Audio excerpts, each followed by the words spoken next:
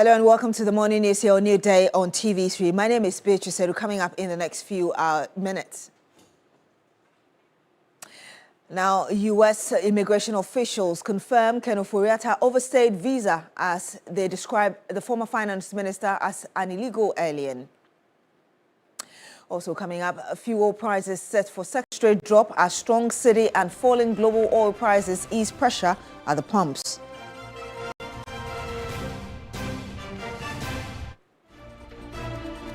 Also on the program, Ghana orders 4 new helicopters for defense and transport operations.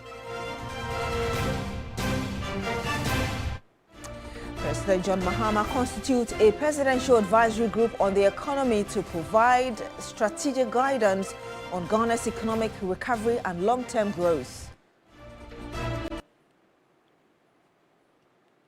All of these stories in the next few minutes. Thank you so much for joining us. Now, petrol, diesel and liquefied petroleum gas are expected to record a second consecutive reduction at the pumps. The Chamber of Oil Marketing Companies attribute this expected reduction to strengthening of the Ghana cedi and lower international petroleum prices, which continue to improve pricing conditions in the downstream petroleum sector. Prices of petroleum products are projected to decline again in the next pricing window, extending the downward trend that began earlier in the year. Petrol is expected to fall by between 1.26 and 2.3%, while diesel prices could drop by 1.97 to 2.1%. Liquefied petroleum gas (LPG) is projected to record the sharpest reduction, easing by 3.1% to as much as 5.09%. Industry data from the Chamber of Oil Marketing Companies (COMAC) indicate that the projected reductions are largely driven by the continued appreciation of the Ghana cedi against major trading currencies, particularly the US dollar, which has reduced the cost of petroleum imports. This currency strength, combined with declining prices of refined petroleum products on the international market, has improved cost build-ups for bulk oil distribution companies. Market watchers say the expected price adjustments, if fully passed on by oil marketing companies, could bring some relief to households and businesses, especially transport operators and small enterprises that rely heavily on fuel and LPG for daily operations. While the outlook remains positive in the short term, analysts caution that global crude oil price movements and exchange rate stability will remain key determinants of pump prices in the weeks ahead. Some more here, and former Maslow boss Sedina Tamaklo Ationu has been arrested and is currently being held in custody in the United States following the execution of an extradition request submitted by Ghanaian authorities. According to a press release issued by Victor Emmanuel Smith, Ghana's ambassador to the U.S., she's being detained at the Nevada Southern Detention Center located at within Nevada. The statement confirms that Mrs. Tamaklo Ationu was arrested by U.S. Marshals on January 6 and has remained in detention since then. Her arrest, the release note, was carried out in response to an extradition request sent to U.S. authorities in July 2024.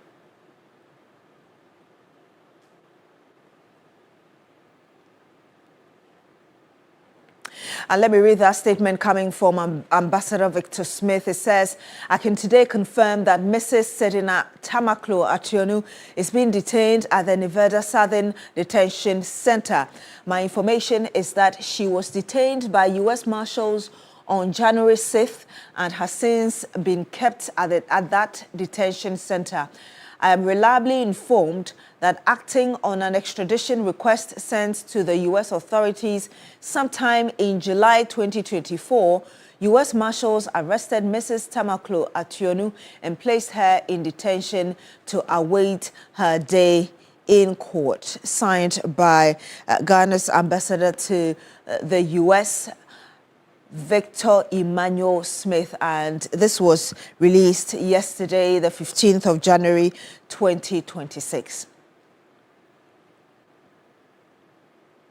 We say in the U.S. because the U.S. Immigration and Customs Enforcement ICE unit has also described Ghana's former finance minister Ken Ofori-Atta as an illegal alien who has overstayed his permitted admission. ICE adds that the former finance minister's conduct amounts to a violation of U.S. immigration law, which could result in deportation. An ICE spokesperson provided this clarification in a correspondence with TV3's Joseph Akable. The journalist contacted the immigration office with the aim of understanding the circumstances surrounding the arrest of Mr. Ofori-Atta by posing the following questions. Are you currently holding a Ghanaian national by name Kenneth Ofori-Atta, among others? Now, ICE in response provided information generally regarding the detention and said that there have been multiple reports on why Mr. Ofori-Atta was arrested. While some publications have suggested his visa was revoked, others have linked his arrest to Ghana's extradition request. ICE says Mr. Ofori-Atta entered the United States on May 28, 2025 on a visitor's visa. This visa, ICE says, had an expiration date of November 27, 2025. Let me quote what the officials said in that response to our questions. He said, Kenneth Nanaya Ofori-Atta is an illegal alien from Ghana that is facing corruption and corruption-related charges in his home country. He entered the United States on May 28, 2025 on a visitor's visa with an expiration date of November 27, 2025. Ofori-Atta overstayed his permitted admission, unquote. Now, the immigration unit asked that Mr. Ofori-Atta will remain in custody as he is taken through due process of law. And again, a quote here says he has been issued a notice to appear and will remain in ICE custody. He will be given due process before a Justice Department immigration judge, unquote. ICE concluded by saying that the Trump administration expects aliens to respect laws or face consequences. The Trump administration has been abundantly clear. Aliens must respect our laws or face the consequences. Overstaying a visa is an immigration law violation that can result in deportation.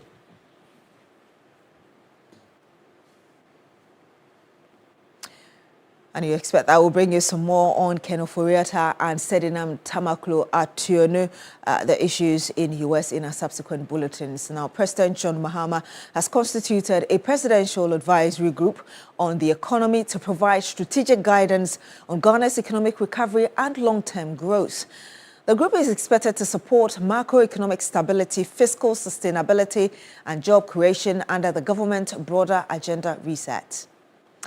Now, it will also play a key role in shaping flagship interventions such as the 24-hour economy and the accelerated export development program.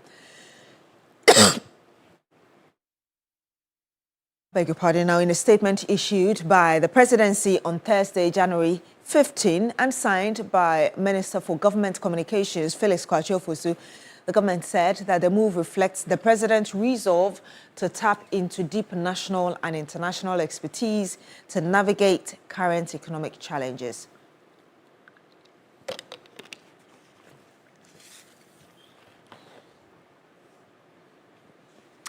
Now, let me just bring you who these members are, the 12 members. Of course, the Vice President, Her Excellency Professor Nana Jane Opoku-Agyeman, also Mr. Ishmael Yamson, and we have Kwame Pienim, also Ms. Nana Oye Mansa Yeboah, Dr. Kwabena Dufo, former Finance Minister, Sir Samuel Jonah, also Mr. Atto Brown, Dr. Henry Kofi Wampa. We have Togbe Apade, the 14th, Ms. Abena Amoa, also Professor Priscilla Chumesi Bafo, Professor Patience Asewe Abo.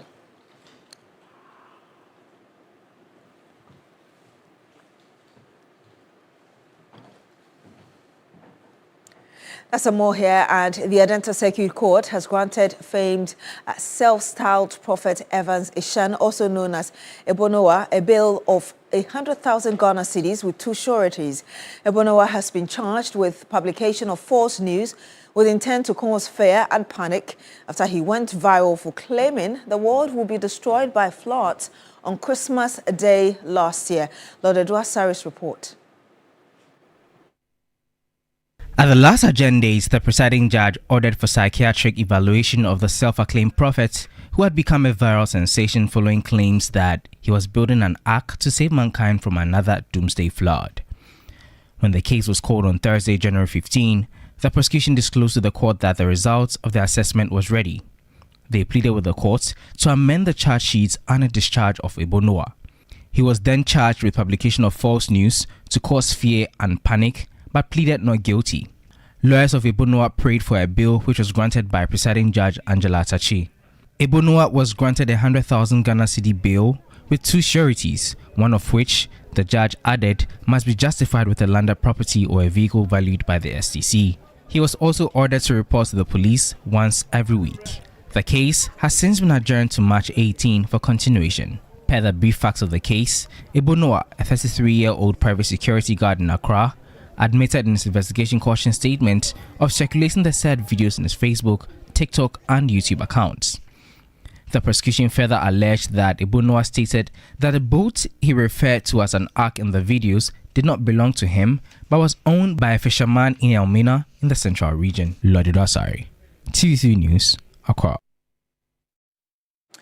Now, hundreds of Ayalolo buses have been grounded for years without maintenance, while passengers continue to bear the brunt of vehicle scarcity in the capital city. Currently, only 80 out of the 245 Ayalolo buses procured in 2016 are operating. Christian Yali reports. Some have their windscreens completely broken. Others are literally sitting on the ground. Many do not have seats in them as hundreds of the Ayalolo buses continue to rot away in a yard at the Achimota news station. Many of these buses were never operated but have been left under the mercy of the weather for nearly a decade.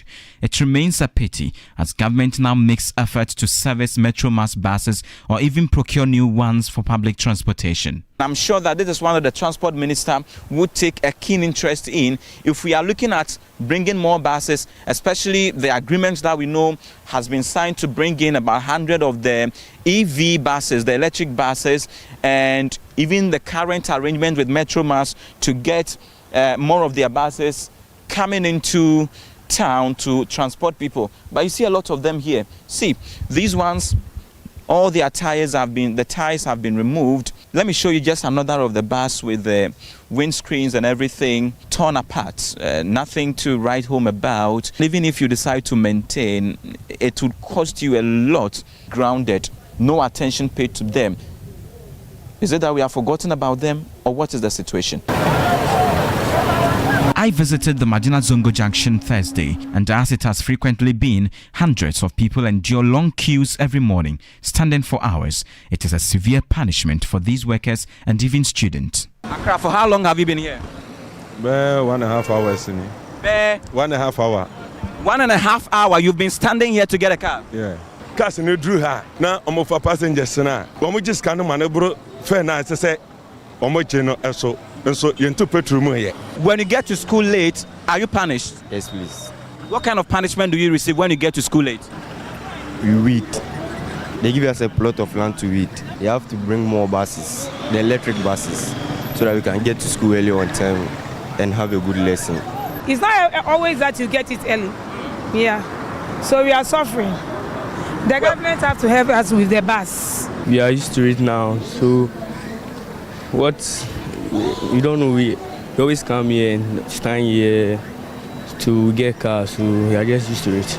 Yeah, cars in the money at the move near there. And you know, Crowan so by will be a new kitten. Say, be a fan of Master. No, yes, and yes, I need to crown on. Bamia may be down. Oh, Namete how? Oh, we be an time away. People have to run. People have to run in this fashion so that they are able to secure a spot or they're able to secure a space in the buses. That is the real story. That is the real situation. That is what we are talking about. How troubling our public transport system has been over the period, has been over the years, and how successive governments have not been able to deal with this situation. I take you back to this yard where an unfortunate story is told. The Transport Ministry says it is working around the clock to salvage the situation, but it appears some of the Ayalolo buses earlier procured with the taxpayers' money might just become a waste. Christian Yale, TV3 News, Accra. Now, the Deputy Managing Director in charge of operations at Metro Mass Transit Limited, Harun Apelredu, says the company is currently operating with its lowest bus fleet as more than 400 buses have broken down. Speaking to TV3 on the possible causes of the recent transport challenges in the capital, the Deputy Managing Director explained that many of the faulty buses are beyond repair. He spoke to Joseph Armstrong. This is the Metro Mass Transit Limited head office, and as part of our Transport Challenges campaign, we visited this place to find out exactly what the issues are. Where I stand is the head office, and we are told some of these buses will be moving very soon to Kaswa Enclave, and many of them will also be going towards Adenta and other parts. We are fortunate to have here with us the Deputy MD in charge of operation, Harun Apelredu, joining us to give us some further explanation on what exactly it is. Explain to us, what exactly is a challenge? You are told about 400 of your vehicles are not functional. How did you get here? Thank you very much. Like you rightly pointed out, let me take our viewers a bit into some historical account of where we are. As you are aware, Metro Mass was birthed out of then defunct Omnibus Service Authority, as you put it, OSA. By 2003, under the elsewhere Kufuor administration, through an act of parliament, Metro Mass was established. When Metro Mass was established, President Kufuor began with about 500 buses. Then Mills Mahama, spanning from 2009 to 2016, augmented our fleet level with additional 500 buses, summing up to about 1,000 buses as of 2016. When the NDC exited power in 2016, at 2017, when the MPP administration took over the reins of power, at Metro Mass, they put about 400 buses on scraps. Then, 2 months into the elections, specifically October 2024, additional 313 buses, 313 buses, were also put on scraps, sold to some individuals allegedly associated with the previous management or administration. Unfortunately, from the sale of the 300 buses, we were told that then management realized a paltry 2.9 million out of the sale of 313 buses. Currently, we are routing averagely about 115 buses across Ghana. We have 90 buses at various levels of repairs. We have close to about 197 buses, specifically 197 buses declared by the technicians or the technical department as unserviceable. So that is the sorry state of Metro Mass. How many of them which are unserviceable? How many? Currently, we have about 197 buses declared by the technical department as unserviceable. So what do you do with them? Well, as it stands now, per the law, Board of Survey has been put together. They've combed around the country, submitted their reports, which will be taken to the next level for consideration. And the sorry state of it was that you realize that previously, poor maintenance culture, lack of proper supervision, occasioned the movement, which has resulted in the kind of, wastage that has, bedeviled our company. Unfortunately, the previous administration also embarked on getting or retooling the company with those buses you see there, the Dawu buses. And these buses are the nightmare of the company. Unfortunately, those buses were procured by the previous administration. These buses came without a single spinner, without a single boot, no spare parts. And it is very difficult to get good spare parts, fit for purpose spare parts to fix those buses. So whenever any of those buses are parked, It is not that we don't have the means to buy the spare parts, but how to get those spare parts is a problem. The whole of Carnation, the whole of Ghana, the whole of sub-region, nobody has this type of spare parts for these particular machines or buses. So there are only 2 vendors currently, working with us, and those vendors will have to take the spoiled or broken down parts, put it inside their bags or luggage, secure some visas, go to Korea in the name of trying to secure fit for purpose spare parts, which will be fit enough to bring those buses on the stream. Now, Ghana has placed its first ever order for multi-mission Airbus helicopters, marking a major step towards strengthening the country's defense, security and air transport capabilities. Airbus Helicopters announced that it has secured a contract from Ghana's Ministry of Defense for the supply of 4 helicopters. The acquisition aligns with government plans outlined during the presentation of the 2026 budget in Parliament on November 13 last year. At the time, Finance Minister Dr. Toforson disclosed that government would, beginning in 2026, commence procurement processes for 4 modern helicopters alongside 1 long-range and 1 medium-range aircraft to enhance the operational efficiency of the Ghana Air Force. In the 2026 budget, Finance Minister Dr. Toforson announced a significant retooling of the Ghana Armed Forces. This plan includes the immediate procurement of 4 modern helicopters and 2 aircrafts to enhance the military's airlift, patrol and emergency response capacity starting in 2026.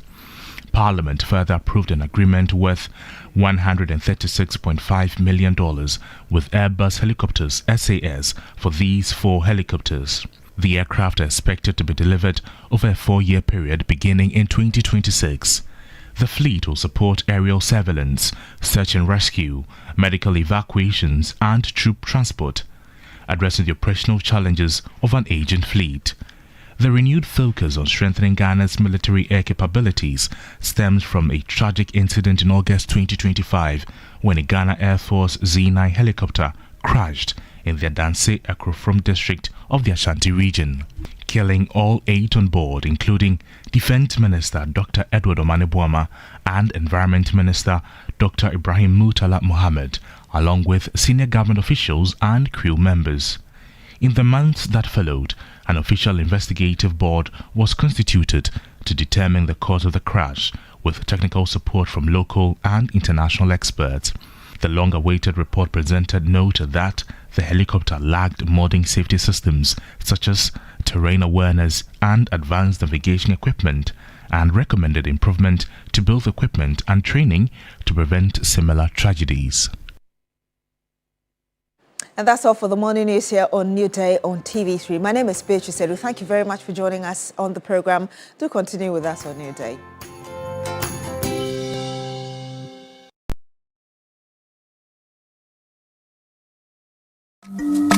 In Ghana, our gold is more than a resource. It's our pride. And our gold ball jewelry, we celebrate that pride every day with craftsmanship.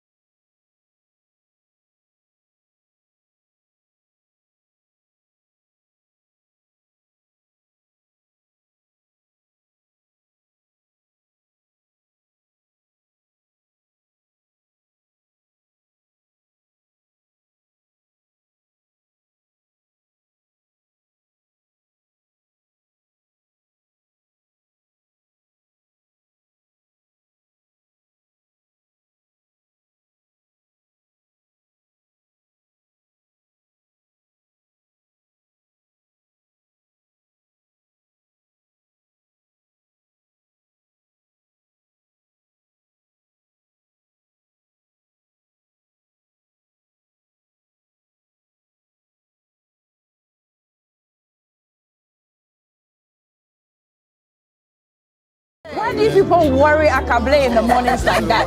Coco, you are very, very warned.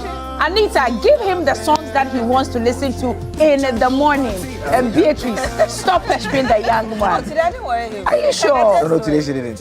And then there were yes, sir. So it's from the back. So it's Anita and Coco. No. Today, well. But you didn't like the music when I came. When you said you didn't like the music. No. The one they were playing in the back, not on air. Not on air. The one they were playing in the... Yes. No, I didn't want it to start. I didn't want to start, but the second one, I actually... You like the second one? Don't worry. The first one, too, I like it, but I just don't want it to start. Don't pester. Stop pestering him. My friend is limited. So just say it in English. That means I love you. Oh, how do I respond? Oh my goodness. Wait, it's really sorry that. Friday I'm from Mosque. No, I'm not. I've not. Friday, wait to me from Mosque. Okay, now I don't want turning the gun on me. No, because I've said JTM 3 times this morning. The response. My French is limited. Oh Jesus Christ! So you don't understand what it means? No. But there's a French lady speaking. That's why I consulted it. Oh my God. That's why I consulted it. Now you are also turned on me. Beatrice, no, I'm not. I you are banning me to go and talk to you. I still love you. I still love you. Same here. Yes. How you doing? When you tell somebody I love you, they say the feeling is mutual. Yes. And the same. So say I love you too. He can't say it because he doesn't genuinely love me. And he's scared to say you're sorry, as some people will text him and call him. He doesn't want any trouble, so he will say same here. Near me, maybe I say, and the feeling is mutual and same here. What do you mean same here? Same way. I mean, this is what I'm subjected to every Friday. Normally, when a man is cheating, or when another partner is cheating, when you tell them I love you on the phone, they'll either say the feeling is mutual or same. They could never say I love you back. Oh, Akable, beautiful, nice girl, dignified daughter of Christ. To send me, catch her on the power. Say I love you. It's the same here. Can I? It won't happen again. Do you see tears in my eyes? I'm actually crying. Can you see tears in my eyes? I'm literally crying. Ordinarily, how could you do this?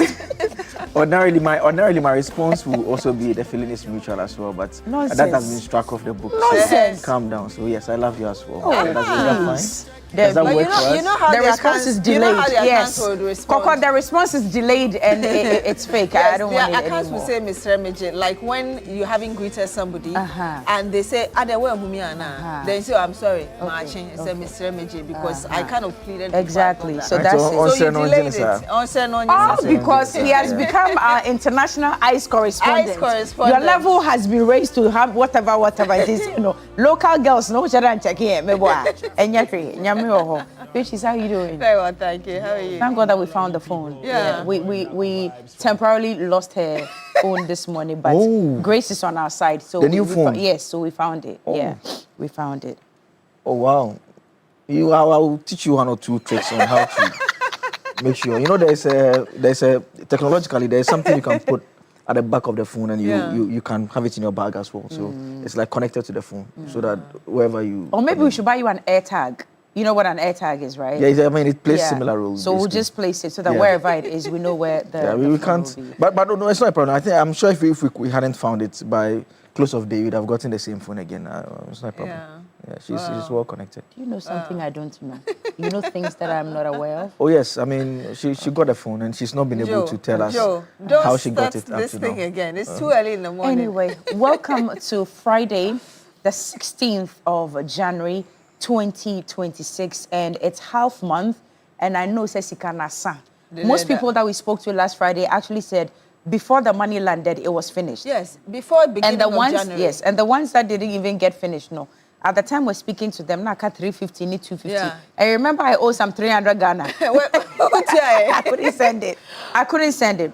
But because we know times at half, this morning we are giving you 10,000 Ghana cedis here on the show. Now, as we said in our local policy, so 5 people receiving 10,000 Ghana cedis this morning.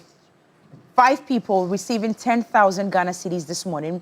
But you're using the MG jackpot, which is the option 8. That is what you're using. Please use option 8 this morning. 2,000 going out to 5 wonderful viewers out there just by dialing *439#. *439# if you're a telecell or MTN subscriber, because he's got a lot of money. Yeah. And now that he can take a flight and go to America, just anyhow to get information from ICE and just come back. I don't think that you need it. But Beatrice, you can try to win 2,000 Ghana cedis this morning. But it looks like Beatrice doesn't even need it, because if you lose your iPhone and you can get a new one by evening, you don't need it. But those of you who need it out there, Cash Money Cookie, I'm here for you. *439#. Please start playing now. Akable, in fact, you see, every time I entrust this job into your hands, you are unable to deliver. Would you deliver today? Yes, I'll You deliver. Yes. So before you switch to your second topic, yes. Listen, Miniabre. Yes. Before you switch to your second topic this morning, you dish out the very first 2,000. No problem. Is that okay? No problem. You do that for Yes. us. So please start playing now. *439#. Don't wait till the last minute. 10,000 Ghana cedis going out to 5 of you. And if you encourage me, and then and Oh, wow. Yeah. Okay. I'll give Nkokon to about 20 or 30 people. That will make it like how much? Exactly, depending on your patronage. So please play this morning. *439#. 10,000 going out to 5 of you. And then possibly Nkoko Nkiti. Wow. Akable, welcome back to Ghana. How did your ICE correspondence go? What actually informed your information? So the correspondence started at a time that Kenneth Ofori-Atta, the lawyers indicated that he had been arrested. And so we sent an email. We're basically trying to understand why he had been arrested. Because shortly after he had been arrested, you remember the Friday, Abraham Maliba, who joined us, made suggestions that the arrest had more to do with the extradition process. So what we're trying to do was to confirm from ICE the circumstances surrounding his arrest, whether it was connected to the extradition or not, whether it had to do with visa issues, whether they were aware of the request by Ghana for his extradition, whether that influenced the decision to arrest him, and also what steps they will be taking next procedurally in terms of that matter, and also whether there's been any judicial process, and also if there's any publicly available document that they could share with us. So that's the information that we requested for. There was an initial response where they said that, well, they don't have a person with that name in their database, and that if we could provide the date of birth, that will narrow it down and make it easier for them to pick out the file. And so we provided that. No, wait. Yeah. When you mentioned or you sent his name, they said they didn't have that name. They said that, yes, but if they get the date of birth, it makes it easier to identify the file of the individual involved. So we now... Could it be? I'm just asking. I'm not speculating anything or insinuating anything. Could it be that he was running on a different name? I think it's even here in Ghana, generally, even DVLA and all those agencies, a lot of the time, the date of birth is a very certain way of extracting information. Because the names, you could have... I mean, quite recently, I met someone called Joseph Akable. I just met the person. Wow. Same name. Even the year of birth was the same, just the month. And so when they requested for that, we just provided. But the challenge also was that if you check publicly available information, there are 2 years of birth for Kenneth Ofori-Atta. It's just 1 year difference. And so that was also a challenge. But we narrowed it down by checking the OSP's publication, because the thinking was that the OSP would have put out information that was available on his travel documents. And so that was likely to be the more accurate one. We are not sure why. We are not sure why, but if you check online, you see it. There's 1 year difference between that. So we used the one that the OSP had put out when they declared him wanted and asked Interpol to issue a warrant for his arrest. So that is what we put out there. Then it took a bit of time. Response were not coming, so we sent multiple follow-up emails. Then late yesterday afternoon, the response came out, and the response that comes just states the following. It says that Kenneth Ofori-Atta is an illegal alien from Ghana that is facing corruption and corruption-related charges. Such a description, in his own country. alien. I'm telling you. Yes. It goes on to say that he entered the United States of America on May 28, 2025 on a visitor's visa with an expiration date of 27th November 2025. And so that's also an important point, because there have been suggestions about whether his visa had been revoked and whether he left the country and whether it had expired or not. Here in Ghana and at the airport, he left in January. Yes. So did it mean that he didn't directly go to the U.S. when he left in January? I mean, was he in Canada, London, as suggested by Manasseh Azuri? Because he's got all those multiple other visas in his passport. I think there's a reconciliation point for all the information out there. And if you remember, Manasseh had also said that Ofori-Atta left the United States and came back. So potentially they will be referring to the last time he must have entered. Was it possibly at the time his pictures came out that he was in the UK with that backpack? on the street? I mean, possibly. But I mean, the point is, we see the similarities in the narratives in that Manasseh in that particular publication had said that he had picked information that there was a time that he had left the US and he had come back. And so we can grant that. Again, if you reconcile it to what the Attorney General had said, the Attorney General said that his visa was revoked and he was supposed to leave the country in November. Again, ICE is telling us that he was supposed to have left by November. Yeah. So that also is consistent with it. Maybe the revocation may not have been a right word, but at least we know that he was supposed to have left in that regard. And they go on to say that he overstayed his permitted admission. And they add that he has been issued a notice to appear and will remain in ICE custody. He'll be given due process before a Justice Department immigration judge. And they add that the Trump administration has been abundantly clear. Aliens must respect our laws or face consequences. Overstaying a visa is an immigration law violation that can result in deportation. And so that is the information that we have picked so far with regards to the Ken Ofori-Atta matter. And we are going to put all that in perspective a bit later on the big issue when we engage the panel that will be joining us this morning. Good job, Dan. But congratulations on that one, you and the news team. But that's not the only information we have. We do have information on the Maslock lady as well. Sedinam. I don't know why I always say Etonam. Sedinam Tamaklo. She's been there for how long now? She left, so she was convicted in 2024. Right. But the trial had commenced prior to that. In fact, she was here in Ghana. She was standing trial. She applied for bail. She told the High Court that she was going for a medical checkup outside the country. And so she was granted bail and she left and she never came back. Returned. So the state had to actually apply for the trial to continue in absentia because the rules generally is that you must be tried in your presence unless you make that impossible or the circumstances are such that the trial ought to take place without your presence. And so the trial proceeded without her presence and she was subsequently convicted and sentenced to 10 years in prison. Now we are learning from Ghana's embassy that there was a request by the previous government because the date for the request was July of 2024. If the statement I saw from the embassy is anything to go by, that was when the request was made for extradition. And so that request was done. And we also know that she was also arrested by the U.S. Marshal on January 6 this year, that is 2026 as well. And so she also remains in custody. And we are being told that based on the U.S. acting on extradition request, they will place her in the detention and await her date in court as well. And so that is also the update on that very interesting story that is taking place as well. The information earlier was that when she was arrested on the 6th of January, she was put into detention. And she's been in detention since 6th January. I mean, that's since January. Okay. Good updates. Good job. Reminding you again that you can cash out with us this morning. Star 439 hash if you're a Telecel or MTN subscriber. You're using option 8, which is the MG jackpot. You're winning 2,000 Ghana cedis. It's going out to 5 people. And I'm also going to be dishing out bonuses to about 20 of you out there. Bonuses of 200 Ghana cedis to about 20 of you out there. So please make sure that you do play and play now, play massively. In fact, Joseph Akable has promised that before we switch to our second topic for the morning on the big issue, he will dish out the first 2,000 Ghana cedis. So make sure that you are a winner this morning. But it's been a very eventful week. A lot has happened. A lot. You know, I mean, we've had water shortages. We've had transportation challenges. We've had a lot of information on Ken Ofori-Atta and now Sedinam Tamaklo. What else has happened? You forgot the MPP and Professor from his expulsion from the party. Yes. A lot happened this week. Yeah, a lot. Yeah, and then, yes. The minority started this quite fiercely 3 days ago. Held a press conference still asking for the sacking or, as it were, the resignation of the Director General of NACA.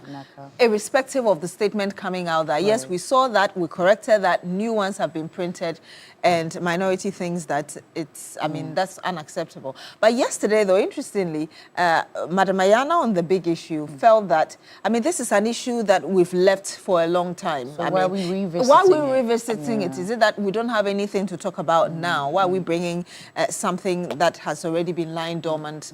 And her concern was that because these issues keep coming up, a number of young people who probably were not even interested or didn't know much about it want to, okay, why are they talking about it? Let me go try. I don't know how true that is, but yes, I mean, that's also something that really is dominating conversations.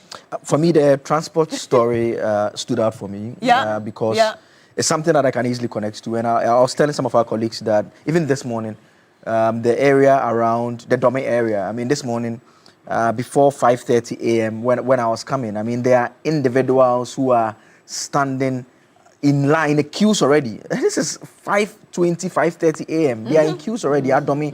They are in long queues already at 5:20, 5:30 a.m. Yesterday when I was moving at the same place around 6:20, 6:30 a.m. There were long queues there. And I was telling people that, I mean, people are asking the question that, is this something that is new, is happening now? It's not new. Yeah. See, 9 years ago, 10 years ago actually, when I was at, I used to work at Joy back then. Yeah. I used to live at Kaswa. I remember so well that when I used to close, getting a car to Kaswa, there were always long queues. Yeah. There were always long queues. And that is the reason why it disturbs me so much. And always, the reaction is still the same. The media picks it up. Then you have, all of a sudden, governments rush out and put 1 or 2, 3 buses out there. Then it's done. It is not a sustainable solution. We cannot leave transportation in the hands of the private sector alone. It has become a public good. It's the reason why private companies are not allowed to manage Ghana Water Company or electricity, because we consider them to be essential. That is the level with which we've gotten with transport.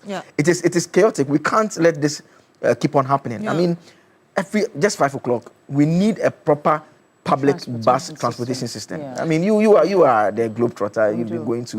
If you talk to those who live in, particularly the UK, people prefer not to. It's more expensive to own cars. To own cars, you have to use the public You prefer to use the tube or use the buses. So back in the UK, you come out of your house, you know that number 11 is coming to Kanda. You know that number 21 is going to Circle, number 57. And I mean, listen, the European every 1 minute, every 1 minute a new bus comes. So even if you miss it, you know that in the next one or latest maximum 3 minutes, another bus is coming. I was having a conversation with Roland yesterday that when I lived in Europe outside, where I lived on the outskirts of the city, and the tram didn't even go there. Right. But I knew that the tram will stop. Here, and then I can pick my bus. Connect. And I have my schedule for the month. And the bus is not going to wait for all the people in the community to fill it before they move. They will just move when they have to move. The transport system is so chaotic. And to be honest, every time I'm going home, I mean, either in the afternoon or maybe I've gone somewhere, I'm in the evening, the rush hour, I just feel this burden on my heart. Seeing people on the street, they struggle in the mornings. It's a whole fight. Charlie, it's a whole fight. By the time you get to the office, you're exhausted and you are irritated because you must have fought with somebody else just to get a spot on the bus. The mate who is misbehaving on the bus. Goodness. I mean, I'm telling you that the transport your phone system, can be stolen, your money can be stolen. Your I don't understand why we can't get our transport system correctly. We can. Even if we don't want to fix trams, which normally run on the same street as you have the buses or your taxis or regular vehicles, we can at least work on the trains. I know these are capital-intensive stuff, but you start from a point. I just don't understand. For years, people have to struggle to get vehicles. But the question I also have yesterday when Joseph Armstrong visited the, what's the yellow bus? The Kufuor buses, Metro Mass. Yeah. No, why were over 300 of them scrapped? I was just going to take us. I was just going to take us there. You see, confusing. And the explanation they gave, so the other Christian had also gone to the Ayalolo side, and also Armstrong went to the Metro Mass side. And they are making a point that, well, they are not getting spare parts. Some of the vehicles they have been declared to be unsafe. And I'm looking at them, and I was telling some of our colleagues that, see, go to any private transport operator here in Ghana. You will not find that number of buses abandoned. Of course. It's because it belongs to the state. Because the same buses are being used by the private operators, yet they are getting spare parts and they are fixing them. So again, how are you even ordering buses that spare parts are not readily available? I mean, it doesn't make it defies common sense. And if you go, this morning when I heard the man, I was like, okay. Not trying to be extremely critical, but you cannot say you have to be critical. You cannot say that we'll have to travel to Korea or somewhere before we get the part. I mean, seriously. No. I mean, and this is not. It's not a personal attack on him, but I'm saying that you can go back and check the previous managers of those entities. They were saying the same thing. But they were manufacturers of these vehicles. Yes, so that's why I'm saying that it's it's a systemic problem which is terrible. Like buses abandoned.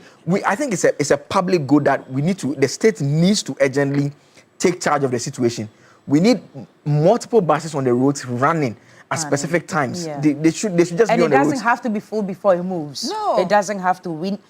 Listen, we just need a revamp of the whole transportation system in Ghana. Simple and titia, as we say here. If you are in a queue and you get to work, you struggle, you get in the bus, you get to work. How can you be productive? No. Like what do you have bread? Look at the people there. In fact, you have to wake up very early. Your sleep is shortchanged already. Yeah. You're struggling, you're tired, you're hungry, you're irritated. When you get to the office, bus you get into is not comfortable. You have to adjust, get space. If you are not lucky, you are in between and two people. If you sit on the trotro and you sit on the window side or you sit, let's say, at the edge in the middle, if somebody is moving, you have to get up. I mean, that stress. I remember when I was in Essex, there was a man who picked a trotro. And of course, I was on the trotro as well. And apparently, he was going for an interview. He just had his trouser. I witnessed that. And then this man got out and the car tray, it just tore the trouser. He was so upset. He said, see, I just bought this thing. And I mean, it was so upsetting. Too bad. Even worse now, and very disappointing, the cab hailing services. Not to mention any company's name, but could these cars be better? I've got videos on my phone. The other day I ordered one. When it came, I didn't want to sit in it. I said, what is this? No air condition. And it's like when you ask them if they have air conditions, they're offended. Yes. It's a problem that you're asking me. You remember when the ride-hailing services started in Ghana, they had air conditions. They did. Yeah. I mean, eventually, and taxi drivers, forgive me, eventually, the cars that were the taxis that we knew in the past, they all joined stepped now. up. They all joined up. because they knew that those guys were taking their business. Exactly. So they stepped up. And now they all became like the taxis. So now, look at what the ride-hailing guys have done. They've now introduced comfort. Yeah, they've now introduced comfort. So you pay more, but the cars are more. Even comfort. See, let me give you an experience. The last time I got some. That was very rare. Listen, even their response when you ask them if they've got the air condition. Look, listen, I'm not trying to be bougie or anything this morning. In Abroche, I'm kind of tree in Abroche. Who order these rides? A background ferry so back to name. Mercedes-Benz, BMW, like proper nice cars, and it's not even as expensive as it is here. Listen, I'll show you a video. A car that I paid £5.20 for. £5.20. It was Mercedes-Benz. Driver greeting you and asking you if you're okay and everything. You are seated in the back. He makes sure that you are wearing your seatbelt before he moves. How would you want to struggle to own a car in such a country? I'm telling you that most of my friends who live outside Ghana, especially in the UK, do not own cars. They don't even. You don't have to. There's no parking in the city. You go round and round, so you are better off with the public. But do you know that even the parking spaces you pay? You pay, yes. You pay. And if you park at the wrong place, you are in trouble. Yeah. So it's, I remember our drivers do not keep themselves well. Even I nearly mentioned the names of the companies, but for the ones I've picked, of course, sometimes you just don't want to drive, or maybe you have an issue with your car. And there was a day I got off work, and then I had already ordered. I was hoping that it would be the car came, and I thought the guy went to the farm. Look. The car inside and outside was so dirty. I just stood there and I stood outside and said, I'm sorry, I can't take this car. I can give you money for coming, but I am not picking your car. Ghanaians, we are going through a lot, pal. Then when you get to the office at the end of the month, to the salary too is not enough. Listen, it's a general problem. It's, you know what, I don't even want to talk about the aviation side. I don't want to go to aviation. Flights originating from Africa, flights originating from Ghana are so expensive, but the airplanes that come to Accra, Ghana, as compared to other countries, I don't even want to go there this morning because maybe not everybody can really identify with it, but I know people who are complaining. Look, these fares are expensive, but when you sit in the airplanes and then you go to elsewhere in the world and it's cheaper, and you are like, are we all in the same world? Anyway, welcome to this morning. We just want to ask you which of the issues or which of the news pieces this week was the highlights for you and you want to talk about. In the meantime, you can cash out with a *439# if you're a Telecel or MTN subscriber. Please start playing now. We're dishing out the first 2,000 Ghana cedis during the big issue. The rest of the 4 will follow through whilst we are here on the show this morning. *439# if you're a Telecel or MTN subscriber. Akable, Major General Zilo has a message for you. He says, this is Major General Zilo from home. In fact, you guys are making my Friday morning. My man, respond to the I love you la. I don't even need him to respond to Actually, anymore. he has. But he came late. I've actually gotten multiple messages about I love you. Yeah. No, I mean, I was waiting for. You were waiting for the time for us to discuss that. He says to tell his wife, Makafui Yvonne Amuzu, that he loves her very much. Wishing all of you a very good Friday. I love you, Ashim. He's trying to show you how it's done. If you will say it, he will say it. Major, good morning. Good morning. Show me the messages you are getting. I'll show you off. Welcome to This Morning. Let's take the montage, activate the phone lines, and speak to our viewers out there.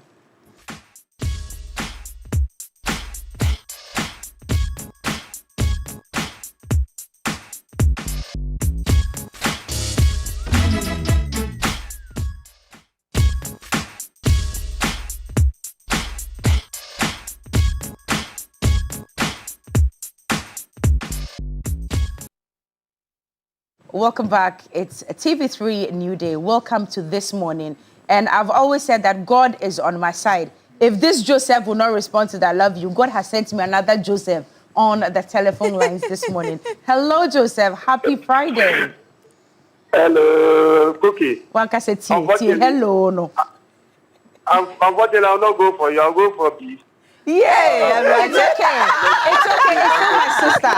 It's okay, but that's still my sister. And I need her to find the right type of love. So it's going to her all well and good. I'm with you, sis. I'm with you. Please. Joseph, it's okay. Give all the love to Beatrice. Good morning. I think you have made my day. Let me misapproach it. But this morning, B and then Cookie have let me misapproach it too much. And so we will all join the train and then go to work out and see what is it. Honestly, I would want to talk about the Kenoforiata now that Chedinam has also been arrested. You know, most of the time when these communicators come, they will say, where is Chedinam? Go and bring Chedinam. Then we are tossing it here and there because of NPP and NBC. I think that now that Chedinam has also been arrested, the U.S. should do us that favor. Bring all of them. Let them come and face all that they are supposed to face so that the public purse will be protected. I think that as council is there, council help us. If we can broaden our law to respect to principal-agent relationship, when the president that we have voted appoints somebody and that person comes and misconducts himself or causes financial loss to the state, and that person is not traceable, what should we do to the president who got that person on hand? Because we didn't vote for Kenoforiata, we didn't vote for Sedinam. These are people who are appointed by somebody who had trust in them to come and help in his governance.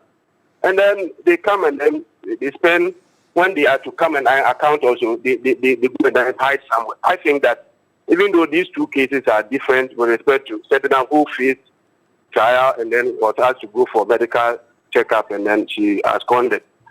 This is also setting a bad precedent for futuristic. You know, if in future somebody also faces the same and has to go, you know, the judges will not allow that to happen. Since what Tamaklo has done is not right. And so I think that now that both of them have been arrested, they should, U.S. help us, let them all come. Let's help and get our money, or if they are to be sentenced, then we know. With respect to Professor Frimpong Boateng, MPP, fake, whatever, you know, they are quick to respond to some of these issues. Less than 24 hours after the interview, they responded. But so far, they have not responded to Kenoforiata's arrest by ICE. And so I think that the MPP should be consistent with some of these national issues, not only thinking about their party, but also to think about Ghana at large. I wish you a very nice weekend and then enjoy your weekend. Thank you. Thank you so much, Joseph. Yes. I guess I have to pick this call. Yes. I'm not going to introduce him. Hello, good morning. Kukati. Alaji, Bini Yirubun Shele from Savlugu. Good morning, Alaji. How are you? Very well, thank you. Alaji, Shamima was here yesterday. Did you see her? Is it? Shamima was here yesterday. Did you see her? Yes. Yesterday I enjoyed the program. Good stuff. Talk to us, Alaji. Let me send my greeting to her, Shamima Musle, and Honorable Bernard Ayako, first Deputy Speaker of Parliament, and my Municipal Chief Executive, Hussein Alassane Bagaman, and my constituency chairman Alassane Sasa, and Alaji Pones. I think sometimes when you look about some of our people, if they put you as some position and you stay there to steal the country money, you have not been fair at all. Because when they want to prosecute you and you go to abroad, it means that you knew very well that you've done something wrong in your country. So sick people, we need to bring that people into this country and prosecute them and put that people into jail. Because of that, and Kino Farata ran into abroad. So if they want to bring the Sidna Tamako, and they need to bring Kino Farata first, because Kino Farata stole the huge money in this country. Look at the problem it cost for us. Even when we bring Kino Farata, we will see new by-elections again. Because some of the MP, they involved in that criminality. So this thing and we talk about. But in the MPP issue, I think Professor Pompom Boate is a known person for the MPP. You see, when they want to treat these people like how they treated them, I think they have not been fair at all. Because, but I just want to tell them nobody can serve Professor Pompom Boate for MPP. Okay. Because when they voted for this MPP General Secretary, we always second people. Did you hear that he convinced somebody and that person to join the MPP? It's always people for the party. All right, people and we don't need. But do you know something, Kukiti? Yes, Alaji. We are the people who call for Excellency John Dramani Mahama third time. We are the people. So nobody should insult that. And if you come out and insult that, we are sycophants and bootlicking and what. That people, they need to be very careful for what they did for us. Points well and made. You can't come out to insult that. May God bless our homeland Ghana and make our nation great and strong. Amen. Thank you, Alaji, for calling us. Enjoy your weekend. You can also call us. Let's know what your highlight of the week has been. But in no time, Joseph Armstrong, I'm told, is in the Shiashi area, still following up on the transportation challenges we faced for a very long time. But especially this week, it's been highlighted because the hardship is clear. It's out there. It's very visible for everybody to see. But in the meantime, Beatrice, there's another caller on the line. Good morning to you. Thank you so much for joining us. Tell us your name, where you're calling us from. Good morning, Madam Beatrice. How are you? Very well, thank you. How are you doing today? I'm also fine. And then good morning to Madam Kukiti. This is your friend, Sani from Wali Wali. I greet you morning. yesterday. I miss you. Yes. And then good morning to His Excellency, the President of this country. I salute him for managing our economy very well. And then the Education Minister, Haruna Idrisu, I greet him too. Then come to Wali Wali and greet my MC. He's doing well. And then the former Regional Minister, Abdallah Abubakari. Good morning to all of you. Okay. You see, ordinarily, I mean, one should not be happy that your compatriot has been arrested and been detained somewhere. But you see, the actions and inactions of Ken Oforit Atta, in fact, it makes it very, very difficult for one to sympathize, with him. Because look at how disingenuous the man has become. Okay? Very, very unpatriotic. Because you have served this country for 8 good years. Okay? And then when you are being appointed as a minister, you should know that one day you will be accountable to the people okay, about your stewardship. So when it comes with handling of the ministry, you were very happy. But when it comes to accountability, you are now running away from the people. And I'm very happy about TV3, the way you are able to get us the information from ICE. And they have told us that this man has become an illegal alien blogger who is roaming the streets of America. Okay, behaving as a blogger. You went there, to visit them. Your visa has expired. You continue to live there because you are running away from your own people. So I want to urge our Attorney General that they should try and enter into what the lawyers will call amicus curiae when they start the trial of Ken Ofori-Atta, because this one will want to deceive the authorities in the United States of America.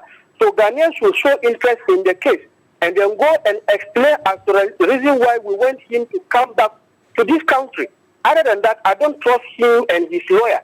And you see, his lawyer, David, David, was telling us some lies that, oh, the man's visa has not expired, he wants to extend it and all that. Meanwhile, the information has revealed that his visa got expired, and then he was continuing to live there illegally.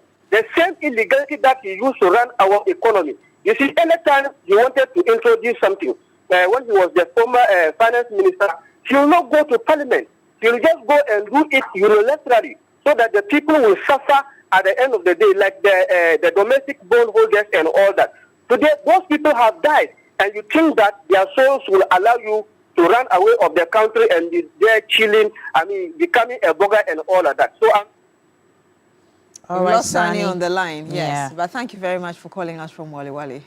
Messages coming in this morning, but remember, 5 of you can win 2,000 Ghana cedis this morning via *439# just because you're a Telecel or MTN subscriber. Kindly don't choose option 2.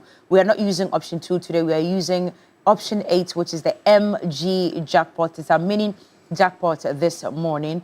*439#. Please start playing now. Let me read this to you, Cookie. Okay. Blessed are those who spend all their December pay in December. Yay. For they shall know the true meaning of endurance in January. Yay.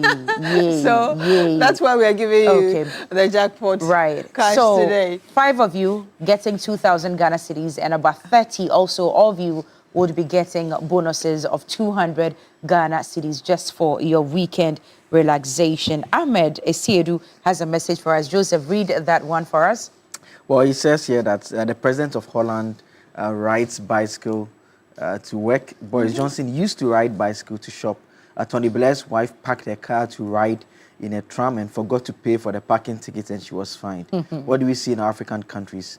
Let's be serious. That's the message that he shares. I guess it's on the transportation issue as well. Yes. Rhonda Shaw says, in fact, my biggest highlights for the week is the response from Professor Frimpong Boateng, and in quotes, nobody can sack me from the NPP party. And she added a laugh to that one. Neil Sade, FNB, thank you so much for everything that you do. Stop reporting to work late. I've told you, you can still watch TV3 Newday on your phone. Stop reporting late to work. Christian Yale, I'm sure, is in the La Paz area. Yes. Joseph Armstrong is also around the Shashi area. We'll be crossing over to them shortly. There's another message. Okay, we'll do the messages, but in the meantime, there is a world-class university right here in Ghana. It's called Rosebank International University. It's a strong South African university and a brand of the 8V Tech Group, Africa's largest private education provider, with 146 schools across 5 African countries and over 100,000 learners, and partly owned by the World Bank through the IFC. Rosebank International University is fully accredited by the South African Qualifications Authority, the British Accreditation Council, GTech here in Ghana, City Guilds in the UK, and Capsicum Culinary Studio. At Rosebank International University, we offer a Doctor of Business Administration, Masters of Science, and Masters in Philosophy in Digital Marketing, Bachelor of Supply Chain Management, targeting professionals in freight forwarding, customs, etc. We offer hospitality and culinary arts available at a diploma, undergraduate, and postgraduate levels. Our ICT has BSc Information Technology in Business Systems and IT Computer Application. Now, all carefully designed to equip you with the skills and qualifications needed for a very successful global career. Our mission is very simple: inspiring excellence. Admissions are now open for the January 2026 academic year. Visit our modern campus at Airport Commercial here, Opebia, and you can also apply online at www.riuc.edu.gh. Rosebank International University, building global citizens. Now, that is out of the way. I think Joseph Armstrong is ready for us around the Shashi Enclave. Joseph, if you can hear us, good morning. What can you report?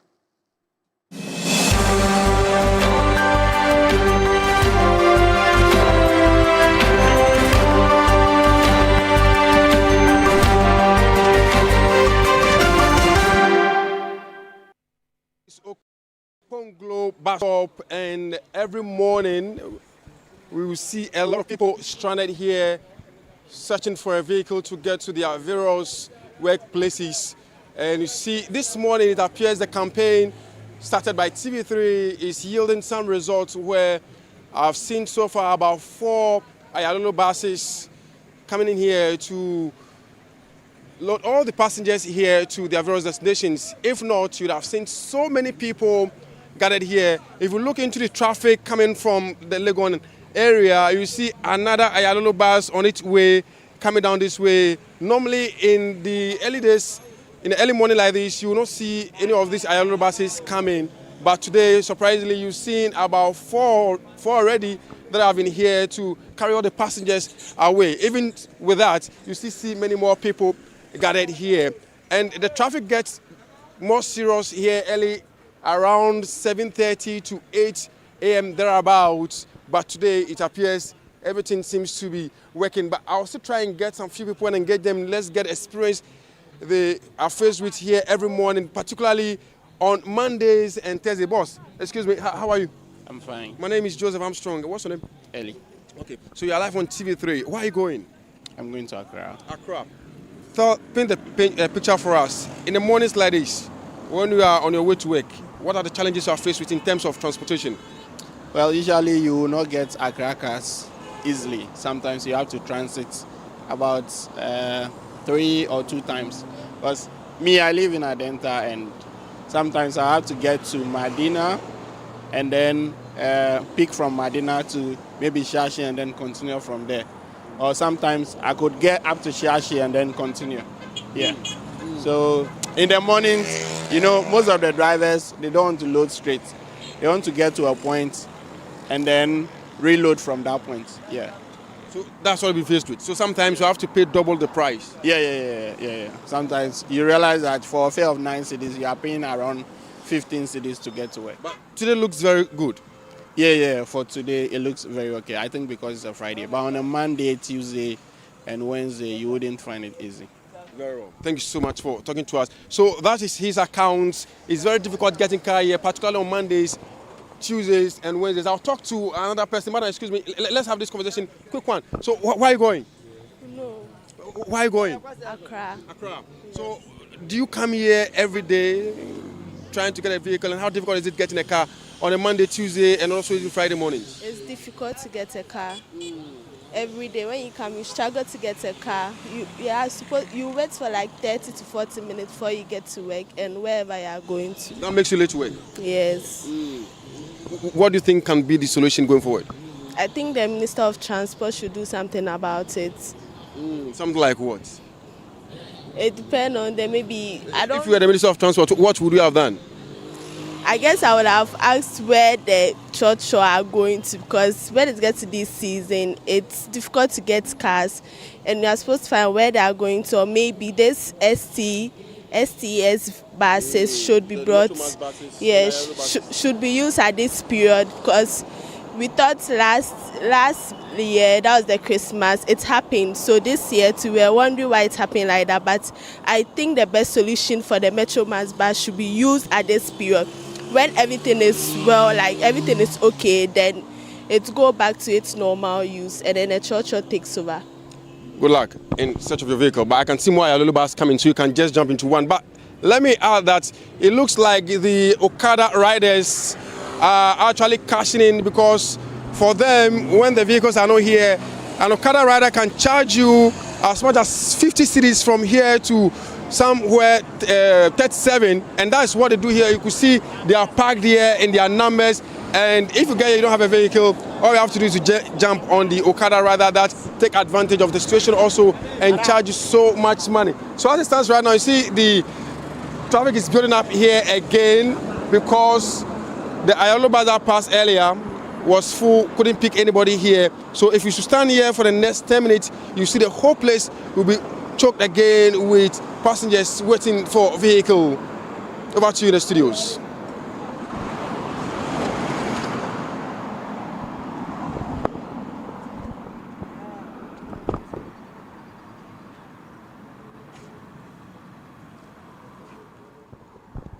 All right, Joseph Armstrong from the Shiashi Okbonglo enclave. Let's now head to La Paz, where Christian Yale is reporting from.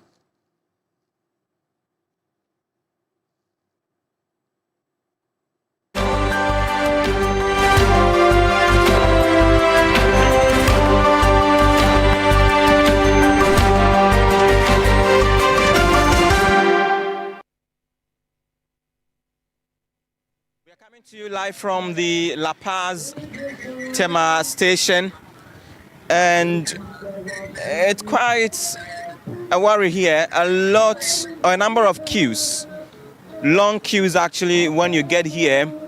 So I'll just quickly give you a good idea of the queues that you have here. So on this side in your shot where you see there are two different queues going to two different locations or destinations, and as such you realize that a lot of people keep coming to join these queues, and I can tell you that many of those in this queue have been on their feet for like the past 30 minutes ever since we got to this location. And so that is the situation when you get to the La Paz Tema station here. You see passengers who are already exhausted or getting exhausted. There are quite a number of cars here, yet it appears that the queues do not move as quickly as you would want to see them move. And so that is the situation. That is a car that has just arrived. These people are heading to Adringano. That should be East Legon, I suppose. And they have been here for like the past 10 minutes. Their queue does not really move as swiftly as that, because once this car leaves, it would take quite a time before you see another car arrive to pick them. But let me move you forward and give you a good idea of these two queues, the earlier ones that I spoke about, and you realize that it is really a situation that is not pleasant at all. So you see a number of school children as well who are supposed to get to their various schools in and on time so they can start academic work for today, but that is not the case.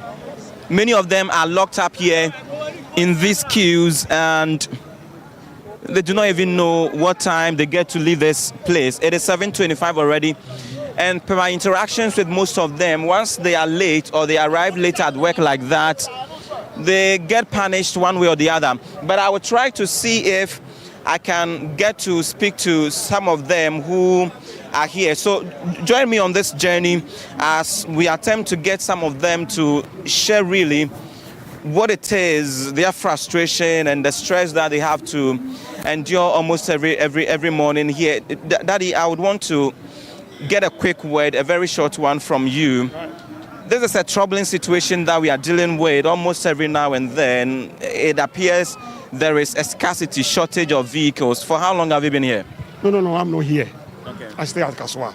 Yes. I'm just going to visit a brother there. Yes, so, but I want to understand the minute you've spent in this queue. Just about 20 minutes. About 20 minutes? Yeah. Yes. So where is this queue heading towards? Agboba. Agboba. Yeah. And you've been here for about 20 minutes. Yeah.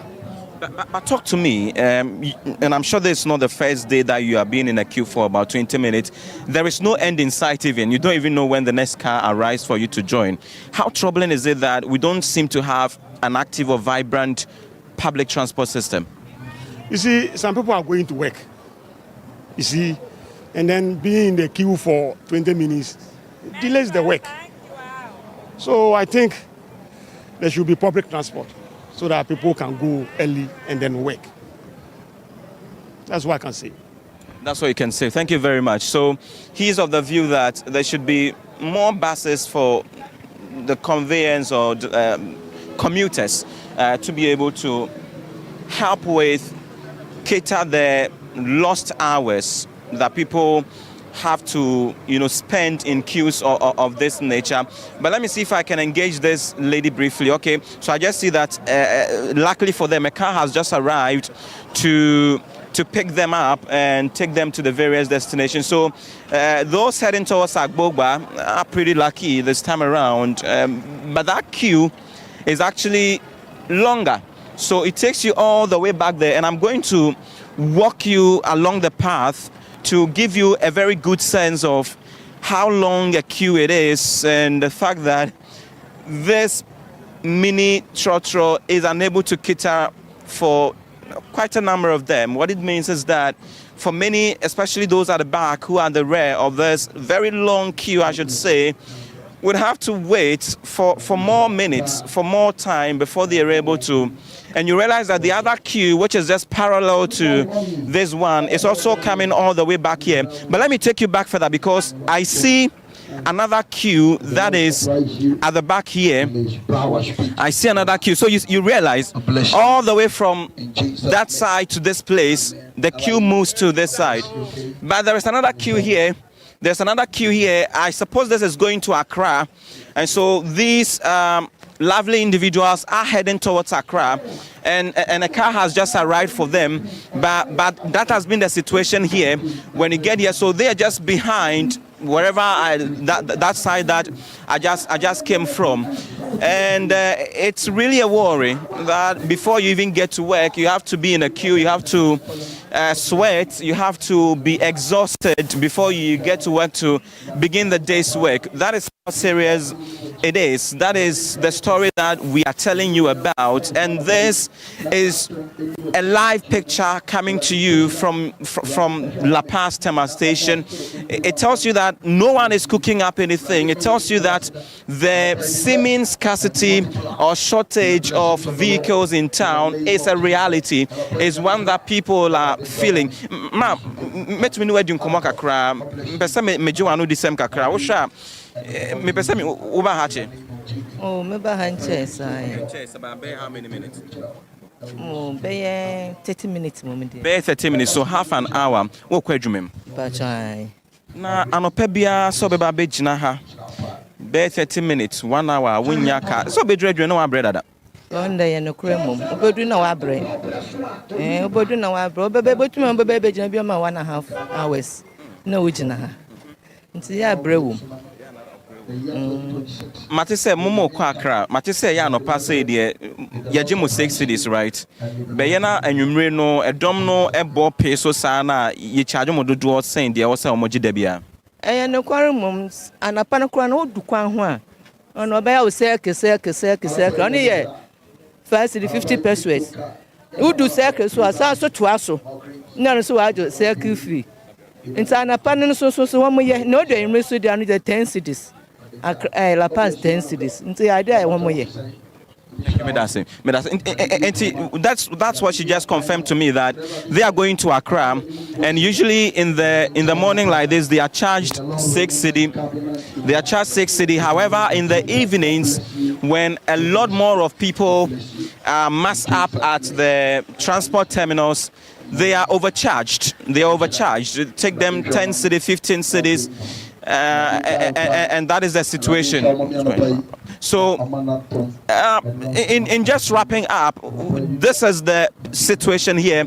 This is the picture that we have painted to you, just so you get to understand that indeed it is a worry.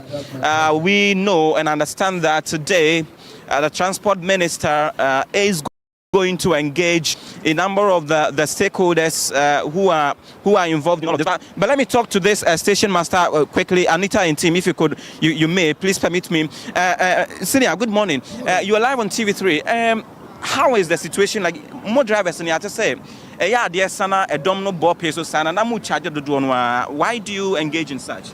Oh, sad day. Me, I want to my experience be brave once. How much I know, but I had yes, I do a numera any anopane Russia wana normal fair na yejino saa na yeji ewa I had a discipline wa anti but mate say drivers na sheda e the cars ni bi esisi fie nti mo sheda na mo ye we say there will be a shortage of vehicles in town.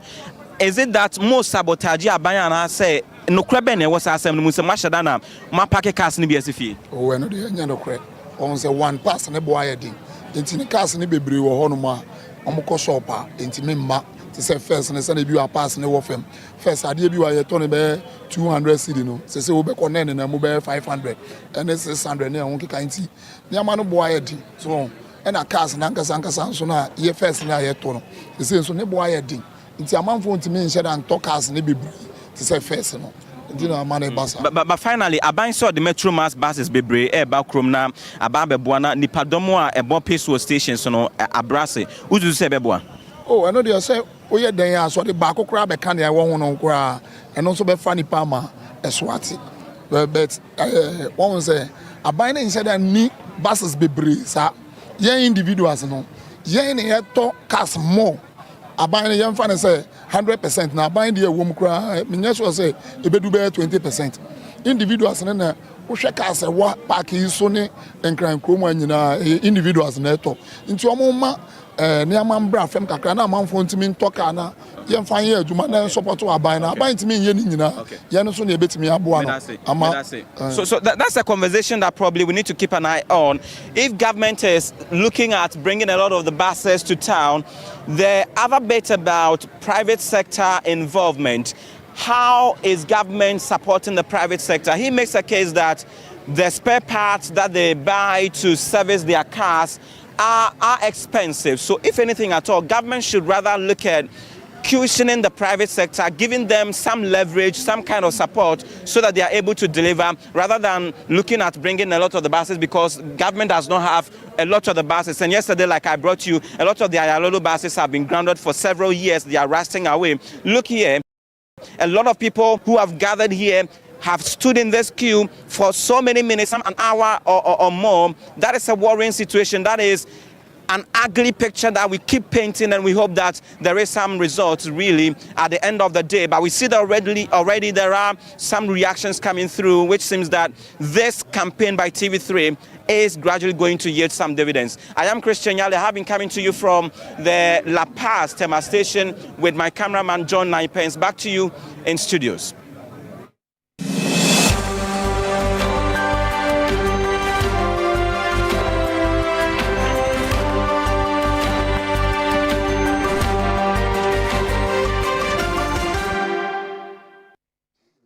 Thank you, Christian Yali and Joseph Armstrong. It's actually disheartening to see young kids. We saw some of them in the queue. I mean, you can imagine how early they were walking this morning just to be able to make it to the lorry station, and they're still in the queue. What time is it? They are super late. I mean, the high school students, I mean, potentially would have missed the first lesson. The first lesson already. And if you are some of us when we were students early on, and you are not efficient in mathematics, and it was a math class. If it's selective math class, by the time you get into the class, you'll be seeing stars all over. And they've given assignments to. Well, most of the lorry parks have corner shops, and the corner shops have Nutri snacks. So if you are in queues this morning, you need energy. Please make sure you are grabbing a granola bar from Nutri Snacks. It is for you, yourself, your family, and your loved ones. It's for kids, adults, anyone at all can have it any time of the day. You need to pump up energy for the day. Make sure you grab your granola bar from Newday Snacks. Thank you to all of you who sent us messages and all of you who called us this morning. Still coming out with us today is a mini jackpot, 10,000 Ghana cedis in total, going to 5 of you, 2,000 Ghana cedis each, 2,000 Ghana cedis each. Kindly don't play to option 2, play option 8, which is the MG jackpot. Don't use the option 2 platform, use option 8 and play as many times as possible once you're a Telecel or MTN subscriber. Before we switch to our second topic on the big issue today, Akabule will issue the first, or dish out the first 2,000 Ghana cedis. So please keep playing. We will be right back after this break with the big issue.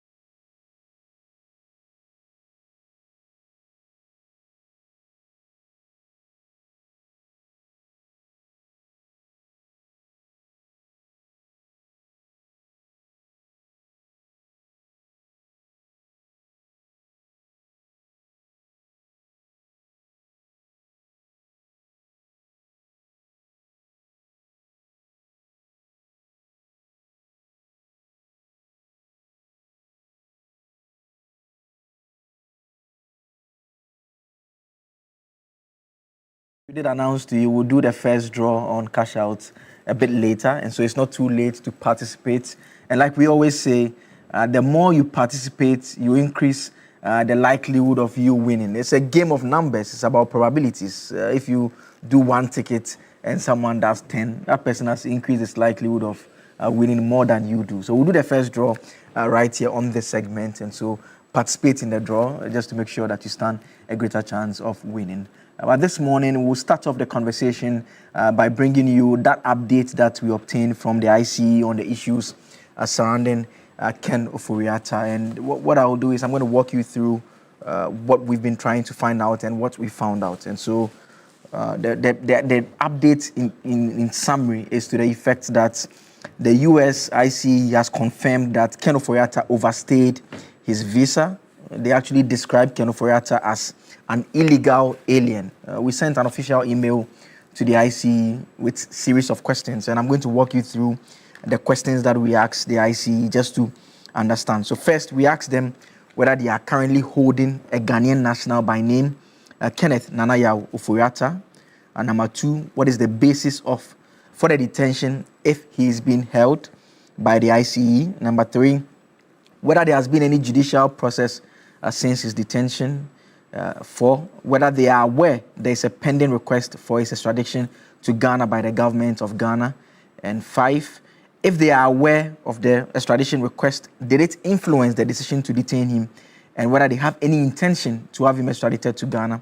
And 6, are there any public available documents relating to his detention that they're able to make available to us? So ICE responded, and they did not respond in detail like how when lawyers normally do search reports, how the responses would have come, they will address each of the questions. They just provided a general response summarizing their opinion on the questions that had been posed. And this is what they had to say. So I'm just going to read verbatim the response to you. They say that Kenneth Nana-Yaw Ofori-Atta is an illegal alien from Ghana that is facing corruption and corruption-related charges in his home country. The statement goes on to say that he entered the United States on May 28, 2025 on a visitor's visa with an expiration date of November 27, 2025. I take that again. He entered the United States on May 28, 2025 on a visitor's visa with an expiration date of November 27, 2025. Ofori-Atta overstayed his permitted admission. He has been issued a notice to appear and will remain in ICE custody. He will be given due process before a Justice Department immigration judge. And this is the concluding part of the statement. It says that the Trump administration has been abundantly clear. Aliens must respect our laws or face the consequences. Overstaying a visa is an immigration law violation that can result in deportation. And so that is the response that we received from ICE to the series of questions that we have asked. And already we've been placing it side by side with some of the narrative that has been put out in the first place. The most popular one that came out last week, you heard the Attorney General say that, well, Ken Ofori-Atta's visa was revoked and he was asked to leave in November. What we can put beside it is the fact that the November date is also stated in this particular response, because they say that his visa was to expire on November 27, 2025. And so that is a very important coincidental point as to whether the revocation is accurate or not. What they are telling us is that he entered with a visitor's visa. He entered in May. The visa was supposed to expire in November 27, 2025, and that he has overstayed that particular admission. Again, there had been issues about whether his visa will expire in February or not. We have been told that the visa which he relied on to enter was going to expire in November of 2025. And that is the information that they've put out. There had also been suggestions that he had left the US and returned. What they have, because if you recall, it was early parts of January 2025 when he said he had indicated to the chief of staff that he was traveling out of the country to seek medical attention. Again, there were suggestions that he left the US, he came back. What they are telling us is, with regards to the visa that he last entered with, which has expired, he did enter that country on May 28, 2025. And they make the point that, well, even though we had asked directly whether they were aware of the extradition request and how it plays out to it, they, in their description, make the point that he's facing corruption and corruption-related charges in his home country. They do not comment on the extradition matters, except to make the point that, well, they'll place him before a judge and that generally the Trump administration takes the view that when you are an alien and you disobey or you act contrary to the immigration laws, you'll be taken out of the country. And so this is where we are on the Ken Ofori-Atta matter. We also know that another matter that has been topical for a while relates to Sedina Ationu Tamaklo. She used to be the Maslock CEO. She was standing trial. She requested for bail to enable her travel to the United States to undertake a medical checkup. We know that after the grant of bail, she did not return. She basically jammed the bail. When she was supposed to come back, she went beyond it and did not come back. Subsequently, the state applied to have the trial continue in absentia. The trial continued. She was convicted. The state also took steps to have those who had assigned surety in terms of the guarantees that they had provided to more or less have those guarantees, the surety forfeited basically. They had also sought to do that now. And so the updates also is that the Embassy of Ghana, that's when a public statement issued on the arrest and detention of Sedina Tamaklo Ationu. The ambassador writing H.E. Victor Emmanuel Smith, and he says, I can today confirm that Mrs. Sedina Tamaklo Ationu is being detained at the Nevada Southern Detention Center. My information is that she was detained by U.S. Marshals on January 6 and has since been kept at that detention center. I am reliably informed that acting on an extradition request sent to the U.S. authorities sometime in July 2024, U.S. Marshals arrested Mrs. Tamaklo Ationu and placed her in detention to await her day in court. And so that is where we are on these two important matters. And I want to introduce you to my guest in studio this time around. One of the Globetrotters is not around. The other Globetrotters is also not around. But there is one new Globetrotter who is still around with us. Abraham Amaliba. He is a legal practitioner, a member of the National Democratic Congress, and currently serving the nation as the Director General of the National Road Safety Authority. And quite recently, he's been talking about a particular car. Well, the statement was out there, like Voxy, the Toyota Voxy, yeah, and all the issues. I'm told it's called Kumipreko. It's called Kumipreko. Kumipreko. Okay, that was the VAT demonstration. That's what they're calling the car now. Senior, good morning. Morning. And I think that the job is out there for us to do, and our roads must be safe. We need to ensure that our roads are not death traps for us. And so this statement I issued was to protect the traveling public and even protect the drivers themselves. We would investigate this matter thoroughly and see whether it is the overspeeding, as people are alleging, or is the removal from the right-hand drive to the left-hand drive that is causing the instability in the vehicles. So we are not doing this with malice. It's not as if we are targeting some people's business. But as a safety institution, our main occupation or preoccupation is to ensure that our roads are safe. So when the committee is put together and they come out with their reports, we'll finally make the public aware. I mean, there's a part of the statement that generated a bit of controversy. You more or less asked the public to exercise a bit of caution, and people are saying that, are you basically like indirectly telling them not to board the cars, or you're saying that when they're in their cars, what exactly are you trying to communicate to them? Because people are like, what do you want us to do? The first law of nature is self-preservation. In fact, if you want to be mad and continue to be mad, you must first preserve yourself. That's why madmen, when they are crossing the road, will look left, look right, so they can continue to be mad. So the first law of nature is self-preservation. Now we are saying that as a passenger, choose your vehicles wisely. And road safety starts with you first, even before somebody like National Road Safety Authority. So our caution is to awaken the conscience of people. It is your life, you first. So choose your cars, choose them wisely. All right. I mean, I think that clarifies. Yeah. It was very important we had this conversation out of the way. It's not every time that we'll have the DG in the studio. So once we have to touch on some of these matters. Ebo Bachman is Deputy Communications Director for the United Party. I almost said Movement for Change. His team is doing well, so he's happy these days. Ebo, good morning. Yeah, Thank good you for joining us. Good as morning. always. Yeah. Yes. You want to say something? I just wanted to greet some important person in my life, a very good friend of mine. It's a chief, Nana Genchi Amwaku, the 10th. And I greet you this morning. He is a chief of Akweda. Have you heard about Akweda Achinim? No. Oh, if you go to Cape Three Point, near Cape Three Point, the Western region area, in the Hunter West District, he's one of the fantastic chiefs you have in the Western region. So Nana, this morning, shout out to you. Let me send good morning to the people of Ekwe as well, in the Elembele constituency. That's where I'm from. They said I've not been greeting them, so I've sent my greetings this morning. Dr. Samuel Efiye is a political analyst who normally joins us and contributes to these discussions. I think this is the first time I'm engaging him this year. So, Doc, happy New Year. Thank you for joining us as always. Good morning to you, Doc. Yeah, good morning and happy New Year to you and your team and also my co-panelists.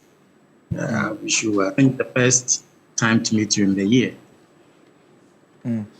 Doc, maybe let me start off with you. With all we are learning about Ken Ofori-Atta this time around, and I want us to take it from a political implication angle. I mean, it does appear that with more information that comes out in relation to Ken Ofori-Atta, one would have to ask the question that what does this continued controversy mean for the political party that he belongs to? Ken Ofori-Atta virtually for more than 7 years.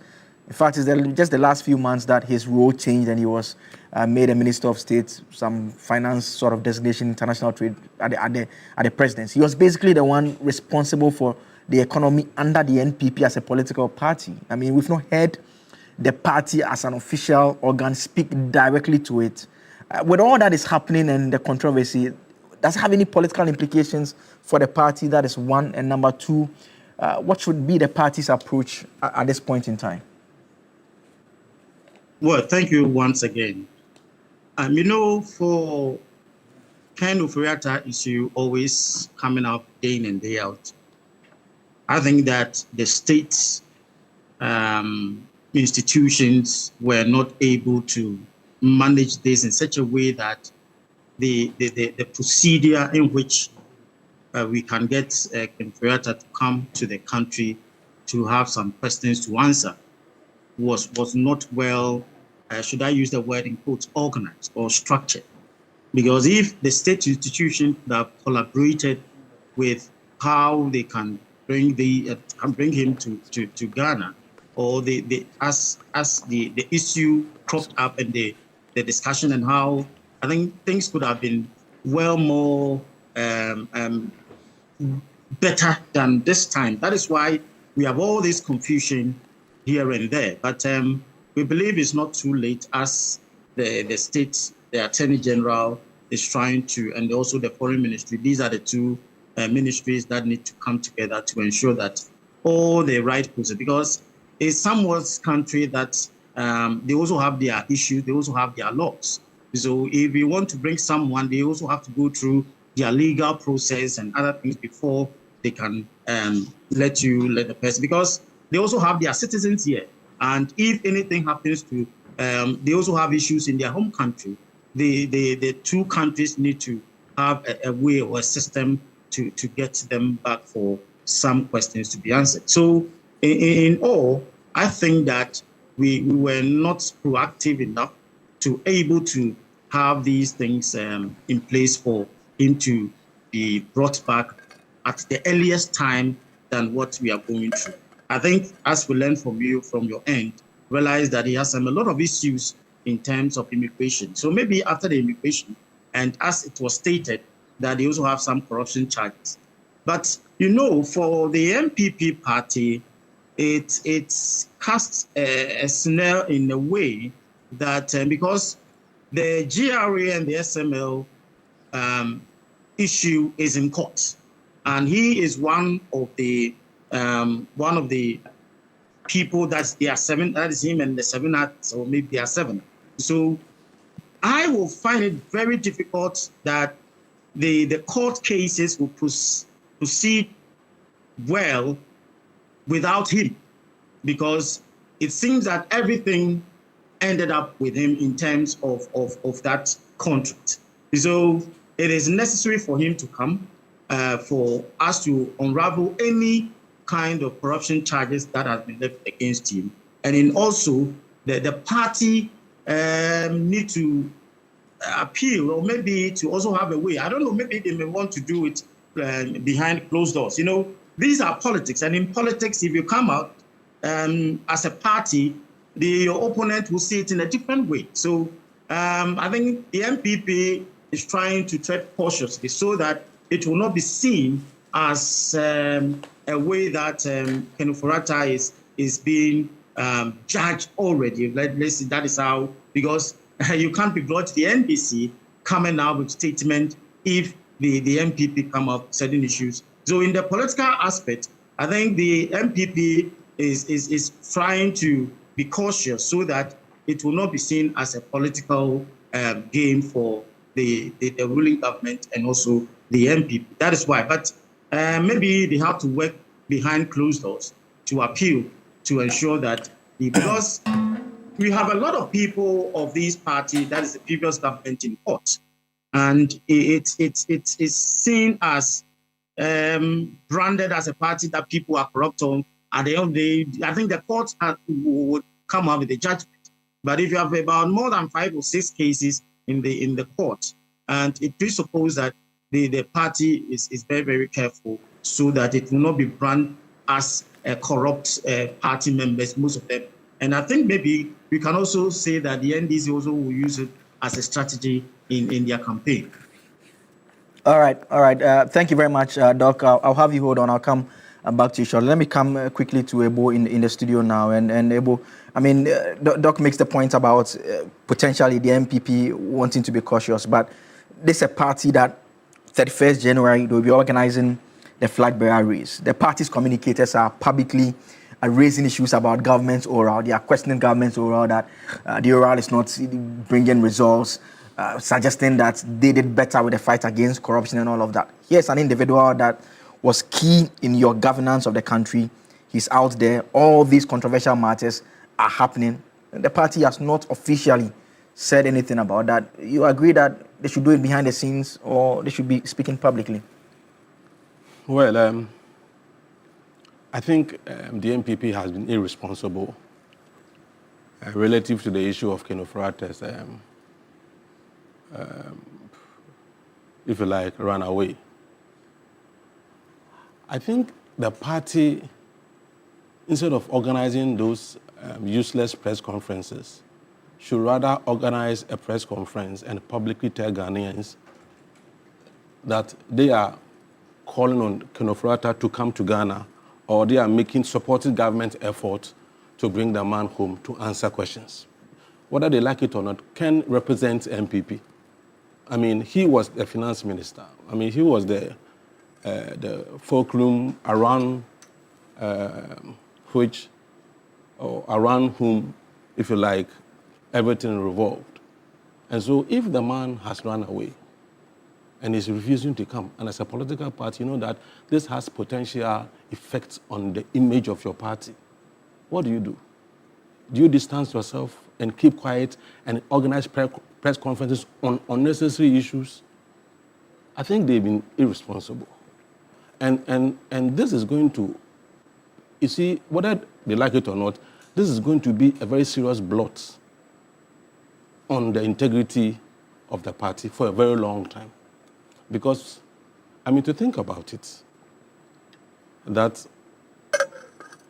we were given a finance minister who had a lot of issues before even he was appointed. The party itself ignored those issues. Here I'm talking about the Obotan issue, which is a well-known issue in Ghana. The party ignored that issue and appointed him and backed him to become finance minister. The man, after destroying our economy with the help of Bawumia and Addison, after destroying banks, you know the banks he collapsed. I've told you I'm from Cape Coast. If you go to Cape Coast, where the data bank, the office data bank occupies, used to be GT Bank office. After GT Bank, UT Bank was collapsed. Data Bank occupied that office. Can't trade if you go to Cape Coast. So this man, after destroying our economy, collapsing individual banks, and for the first time, giving us haircuts that we did not call for, haircuts that we don't deserve, that led to many people dying. He decides, I'm leaving this country. I don't want to come back to this country to face the issue of accountability. And the party has kept quiet all this while.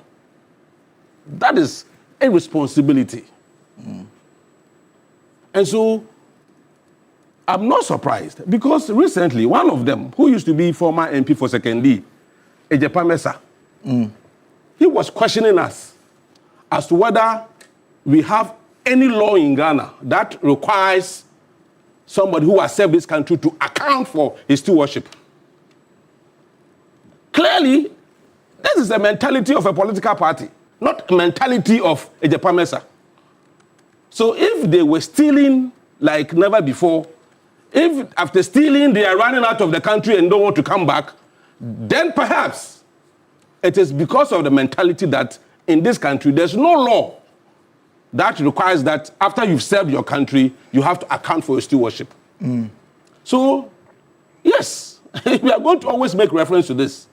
And my position is clear, and even at the risk of sounding repetitive, I'm saying that if MPP, if Kenofurata is refusing to come to Ghana, so long as he remains abroad, his political party, MPP, the one that brought him, should remain in opposition.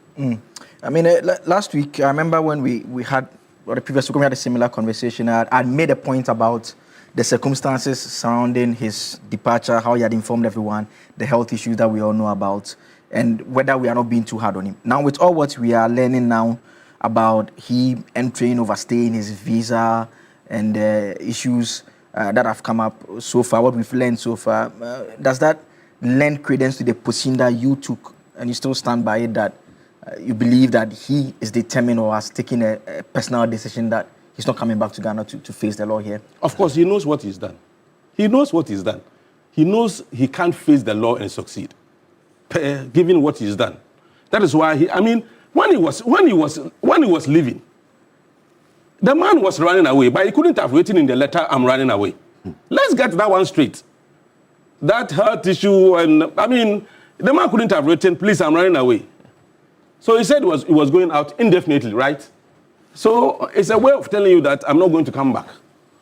Okay. So let's not play the ostrich. All right. The man ran away. And another person who has been also irresponsible is the former president, the brother of Kenofurata. He appointed him, and when he was appointing him, you remember the kind of things he said about Ken, his academic background, his qualifications and all that. If the man who served in the office, all the things he would do, when the man was the man was borrowing excessively and profiting out of it, wasn't the Nakufado away? All the things the man did, the Nakufado knew about it. Yet, he has also kept quiet. Now, when you're talking about issue of corruption, let's be serious about it. I don't want to mince words when I'm talking about issue of corruption, because we all know the effect of corruption in this country. We know what corruption has done to people of this country over the years. And so, we need Ken. I am not interested in all the letters and all that. All that we need is that Ken must be brought to Ghana to face justice and accountability. And that is what we need. Okay. Let me come to AB now. And AB, I just want to read the response again, the statement from ICE, so that I just pick your thoughts on it generally. It says, Kenneth Nanaya Oforiatta is an illegal alien from Ghana that is facing corruption and corruption-related charges in his home country. He entered the United States on May 28, 2025 on a visitor's visa with an expiration date of November 27, 2025. Oforiatta overstayed his permitted admission. He has been issued a notice to appear and will remain in ICE custody. He will be given due process before a Justice Department immigration judge. The Trump administration has been abundantly clear. Aliens must respect our laws or face the consequences. overstaying a visa is an immigration law violation that can result in deportation. I mean, last week you had picked up information that the Attorney General basically confirmed to an extent. I mean, in fact, in greater detail, just with a bit more detail and the role that they were playing with the FBI and all of that. It does appear from this statement that they are silent on, but they are silent on the extradition request, but they do make it clear that they are aware that he's facing corruption-related charges in his home country. I mean, what do you have to make of all we are learning this morning? I think the information you have is more or less a summary of the details.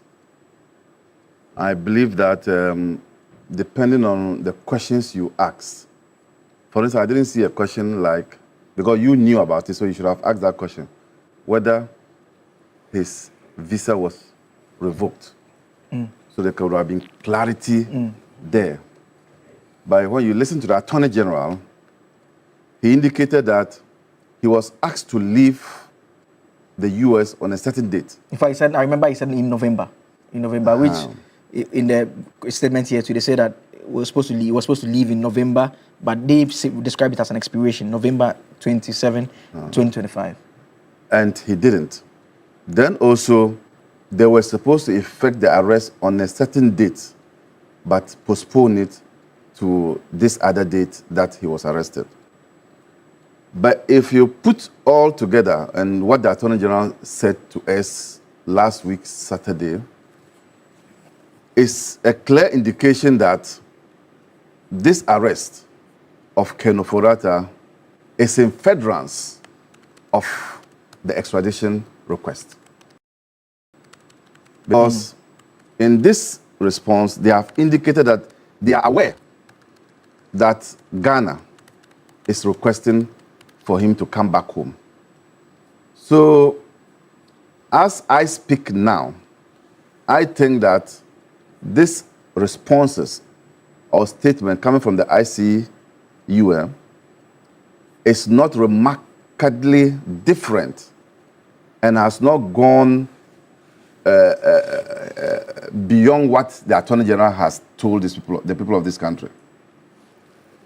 What is critical now is we should wait, because they say you have his day in court, and I'm told he'll go to court on the 20-something. I think the AG said 20th. Of this month. Yeah. So we are getting close. I also heard somebody say that that is actually one of his lawyers, Frank Davis, say that the Foreign Affairs Minister was wrong to have made those statements regarding the American government's willingness not to interfere in the extradition matters.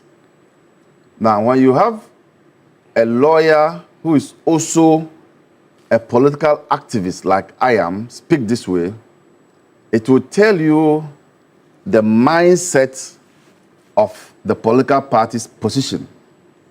You may not have the political party itself coming out with a position in terms of a press statement or a press conference, but if you want to know how death looks like, take a look at sleep. So you can infer from the way the operatives are talking of the party.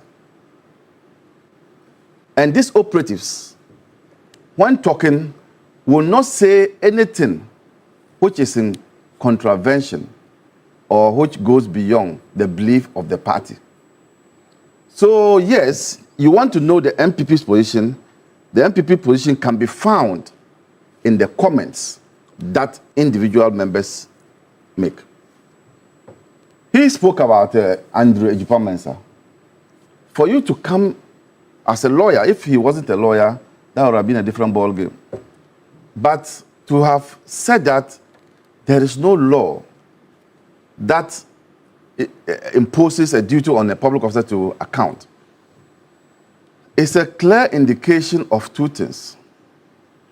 Either he is corrupt as Kennedy, Ken Agyapong himself is. Ken Ofori-Atta. Ken Ofori-Atta, sorry, Ken Ofori-Atta is. Or it borders on incompetence.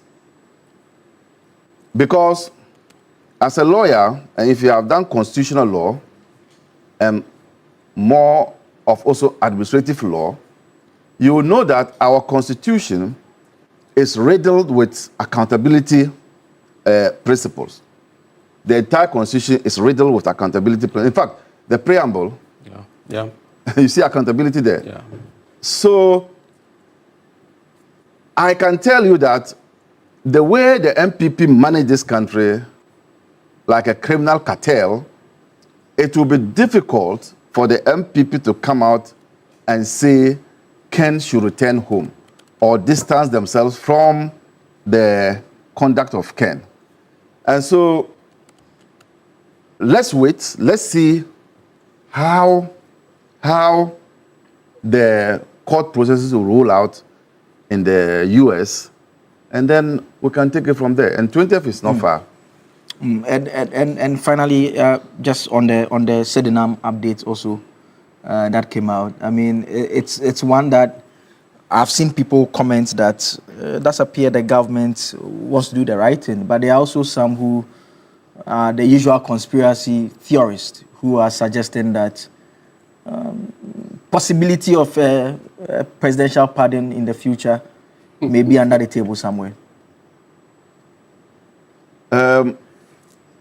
I can only comment on what I know. Right now, you just did the analysis connection of the MPP and finding the party position in what the party. Yes, because they are also pointing to pieces here that because I found comments made by the operatives of the party, and that's how I could say what I'm saying. Okay. But I can say that it was a responsibility of the MPP to get what's her name, the lady back. Yeah. Because all these things. I mean, they sent the extradition request. I'm saying, were they aggressive like we are aggressive? Were they aggressive like we are aggressive? And if we were partisan, if the NDC were partisan, nothing stops the NDC from just pursuing Ken Ofori-Atta and say that, look, the lady has been convicted and sentenced. And so the reason why we are not bringing or dealing with her is because in her case, the matter is closed. But to ensure that there's fairness and that there's already a request to bring her home, this government, notwithstanding the fact that she's a member of the NDC, this government is doing the needful. The other conspiracy theory, that's why I'm saying that I cannot play God to be thinking or trying to know what will happen after here.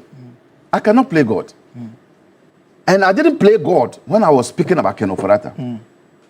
So you can leave me out in this conversation. But as a lawyer, by training, sometimes you anticipate what your opponent on the other side will do and you respond to it. So in that anticipation, would you be surprised if she comes down and she's granted a presidential pardon? Once again, I don't speak for the president. I can't speak to that. Okay. I can only speak to matters that are before me. And what is before me is that the Attorney General is requesting for her extradition. Nothing more, nothing less. And when she comes, and the idea is that she should come and serve the remaining of her terms here. I think that's the whole idea. So let her come. When she comes and they trigger another process, at that point, I'm not running away from you. I'll come and answer the questions. All right, that's fine. Let me take brief comments on that issue. I forgot to pick it up with you on the Sedinam Tamaklo. Good move. Yeah, I mean, that is a very good move by the government. You see, let me tell you, I still don't understand why MPP, one, they allowed her to leave, two, and also did not make the effort to bring the woman. It appears to me that they wanted to play a game with us. You know, they knew I've said it, they knew what they were coming to do, or they knew what they were doing in government. And so if you remember, at a point in time, the minority leaders said something. I listened to him one time. He was talking about the fact that when the double salary issue came, they spoke to the president to let it pass. Meaning they wanted to play this, I scratch your back, you scratch my back, game with us. So I believe that because they knew they themselves were stealing, and that they would have to have a way out in future, they allowed the woman to live in the United States of America without making any effort to bring her. Are you getting the point I'm making? So I think it's a good thing that this government has made this effort and they are bringing her. If they succeed in bringing her, I think it will be a feather in their cap in respect of the fight against corruption. At least it will make Ghanaians know that this government is genuine about fighting corruption. And it could be a very big political plus for them in future. I believe it's a good move. That needs to be applauded. All right.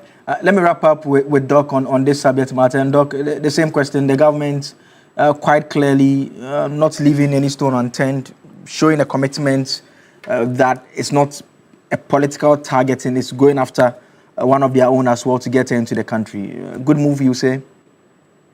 Yes, that is a very good move, and it will place the government that the government treats all his citizens fair. I think it started during the MP time. Judgment was made and everything, but they were not able to bring her back. So the issue about Kenokrata and also her coming to the situation, I think that I wish that even the NDC could have tried to convince her to bring her earlier so that it will be more a case that can be used to bring Kenokrata. So, but it is not something that can be over. I think it's a very good signal, and that will give an indication that any political appointee or whoever that have some questions to answer, no matter your political divide, even if there's any government that is not, you are not part of that government or that party, the government of that day has the right to, or they give a signal that can be brought back to the country for you to answer some questions. So it's a very good. All right. Thank you, Doc. Hold on for me. We'll switch to the second topic shortly. Some messages here. Stephen Pen in why you say that whether the MPP is silent or possibly protecting his return to Ghana or not, Kenokrata will come to Ghana, dead or alive, to face other charges, just like the USA is now cooperating with the government to repatriate Sedinam to serve a sentence. You said you can't agree more with Ebo Bachman about the loud silence of Nana Addo. You put some P word in between. I'm not sure what that is, Stephen there. We are still doing a cash out. Are we ready to do the draw? Can we do the first draw now before we switch to the next topic? Okay, but yes, but you can still participate in it. It will be coming up on the screen quite shortly. How to participate? Dial *439#, select option 8 to participate in it. And the more you participate, you increase your chances of winning some good money. We are giving 2,000 cedis to 5 individuals today. 2,000 cedis to 5 individuals. That is what we are giving out on a Friday. You get a chance to win 2,000 cedis. You get to be part of 5 individuals, 2,000 cedis each. And so that is what is available for you today. So let's move on and look at the second issue that we have tabled for discussion this morning. And it has to do with the Presidential Economic Advisory Group that has been announced by the government. And very interesting makeup there in terms of the individuals who are part of this particular team. Virtually some of Ghana's top academics and industrialists in the country. First and foremost, the Vice President, Professor J. Nana Opoku-Agyeman, is part of the Presidential Advisory Group on the Economy. There is also Mr. Ishmael Yamson, a private sector leader, also a former member of this same advisory group. Mr. Kwame Mpianim is also an economist and a private sector leader, a former member of this group as well. And a member of New Patriotic Party. A member of the New Patriotic Party. I think he had even tried to contest the presidential election sometime back. There was a whole disqualification issue that ended up at the Supreme Court. There is Miss Nana Oye Mansa Yeboah, former Deputy Minister of Finance and Deputy Minister for Trade and Industry, a former member of AGE as well. Let's look at the other individuals. Dr. Kwabena Dufo is an economist and former governor of the Bank of Ghana, former Minister of Finance as well. Sir Samuel Eson Jonah, you all should know him, a popular private sector leader and an industrialist as well. Mr. Ato Brown is a former World Bank infrastructure specialist and agribusiness investor. Then there's Dr. Henry Kofi Wampai, former governor of the Bank of Ghana. Then there is Togbe Afede, the 14th economist and private sector leader as well. There is also Miss Abena Amwa, the chief executive of the Ghana Stock Exchange, and Professor Priscilla Chumesi Bafo, professor at the University of Ghana and also a researcher, and Professor Patience Asewi Abo, university professor and academic researcher as well. All right, so those are the members of the group, and the purpose and mandates, basically, we are told a number of them, but they are to provide, they are to serve as a high-level advisory body to the president, responsible for providing independent, non-partisan, strategic economic advice to the president, and that's what they are putting out. They've put out there so far. It's a statement from the minister in charge of government communications and spokesperson to the president. And let me start off with Ebo on this matter. And Ebo, I mean, the economy, generally the numbers show has been great. And the question some would ask is, do we really need all these, should I say, crack team of advisors? We need them at this point in time, or like they say in Akan, and I'm doing maybe something like that. Yeah. What do you make of it? Oh, okay. Even before we talk about the 12 and our expectations of them, I think it is important to commend those whose effort or whose stellar performance delivered the kind of economic stabilization that we've enjoyed in the past year. I think they've done well. I believe that the president himself, Ato, the finance minister, the governor, Dr. Siama, and Sami Jemfi, I mean, I believe that these four people have worked so well to give us the kind of economic stabilization we've enjoyed in the past year. Let me also say, while we commend these people for their efforts so far in terms of the way they've handled the economy,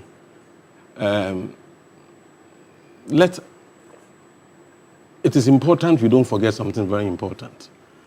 And for me, I'm bringing this up because of our expectations of those who have been appointed.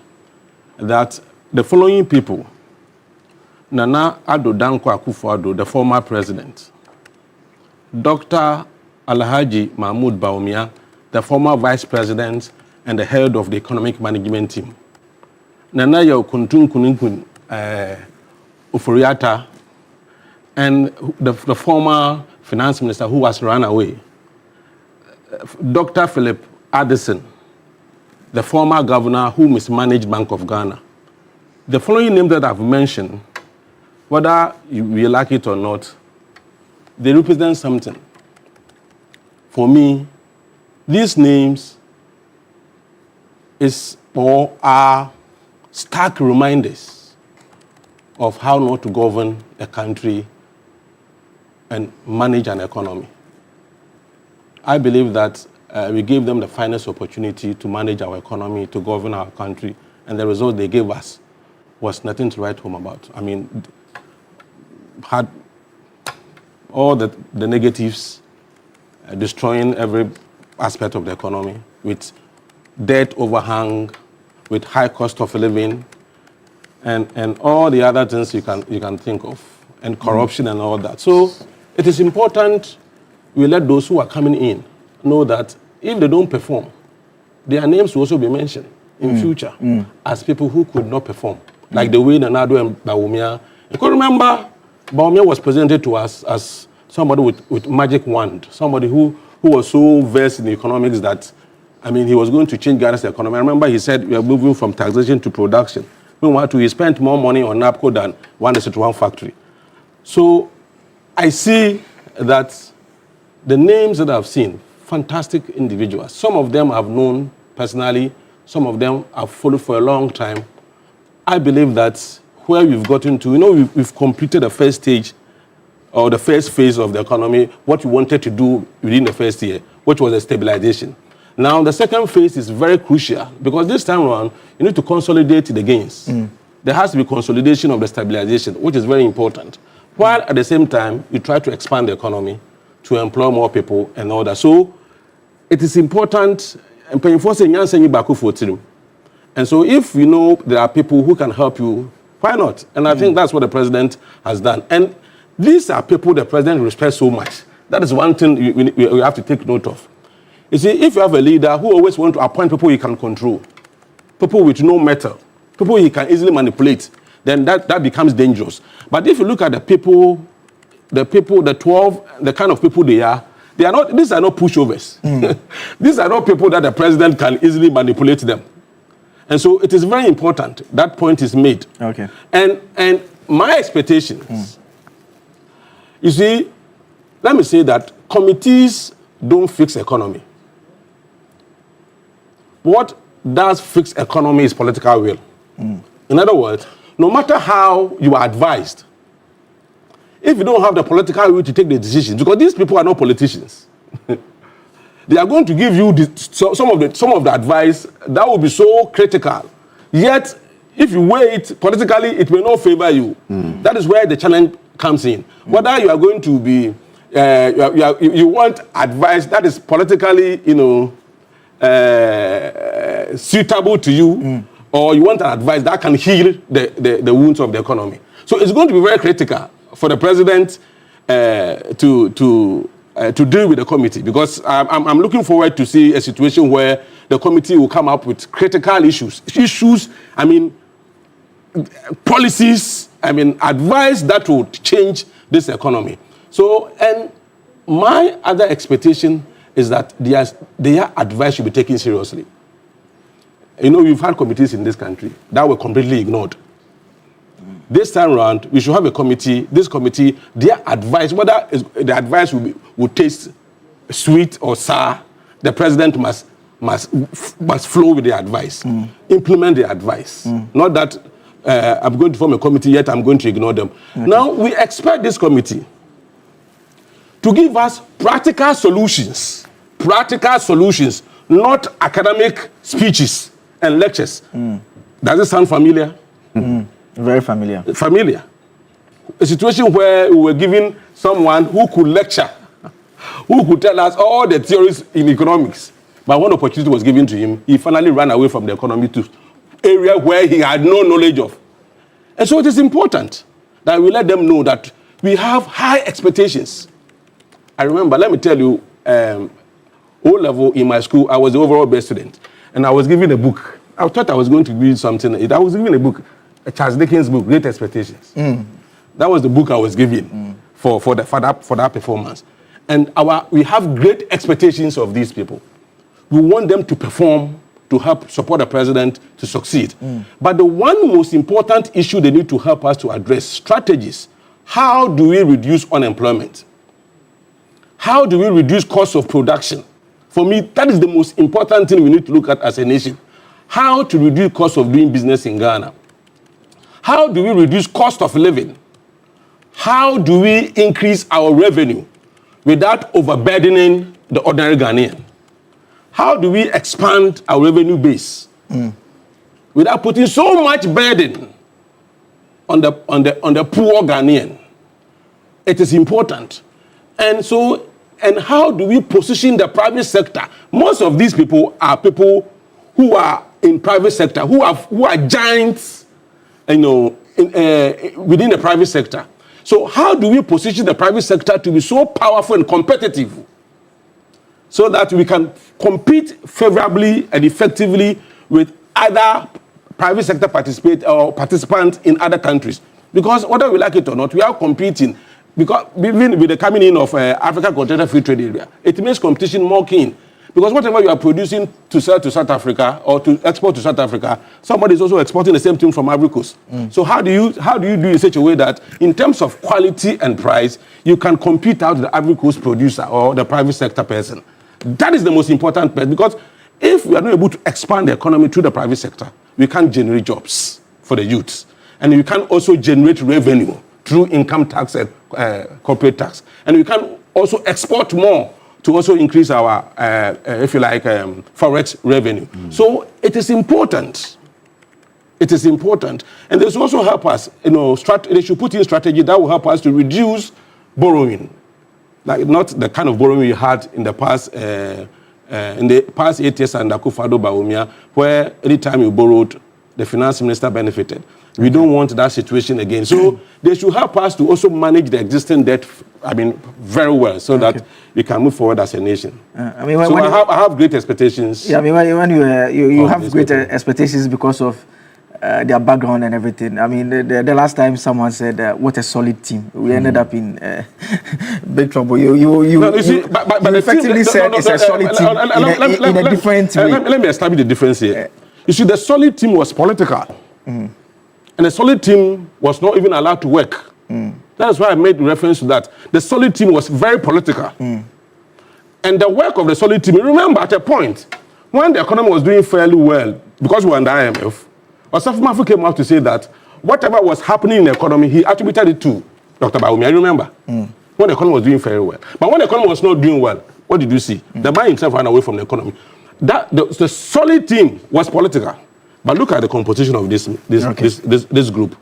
That's why I'm saying I have more confidence in this group than the usual, economic management team that's made up of political appointees, like the ministers and all that. So let's see. I mean, they should know that if they don't perform, their names will be mentioned here. Yeah, that one. Right, let me go to Doc on Zoom before I come to AB in the studio. Doc, fair to say a solid team, but the question still remains, is this necessary? Yes. When you hear these names, it just comes to mind when Dr. Bawumia, the former vice president, would say a solid team. And I agree to Ebo that that was a political team, maybe. But when you look at this team, it is an advisory committee. When you look at them, you wonder that we have these Ghanaians with different backgrounds, experience, age-wise, all of them, I don't know, but they are the best. And just bringing them together is one of the good steps that President Mahama has made towards the economy. You know, the economy needs to be stabilized. At least there has to be a growth.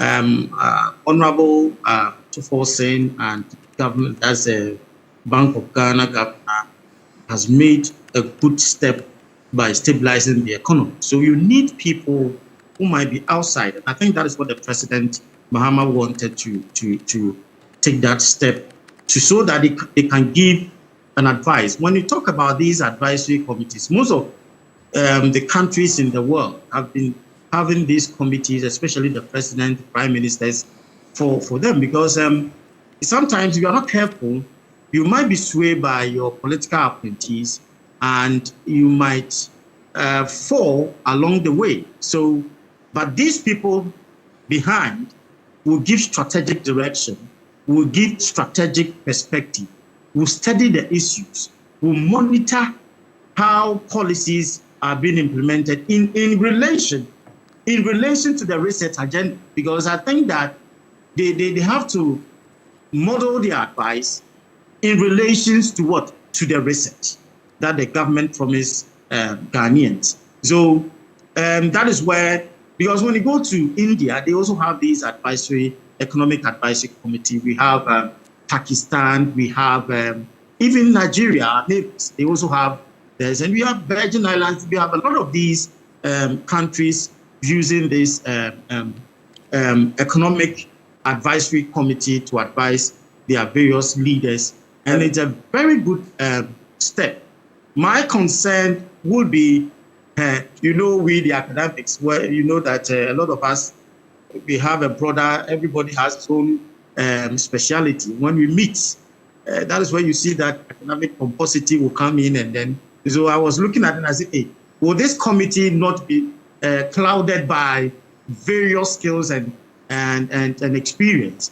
But they are matured enough, and they believe that they can, they have Ghana at heart, and they can compromise and try to come out with a fair ground and a concrete advice to the president.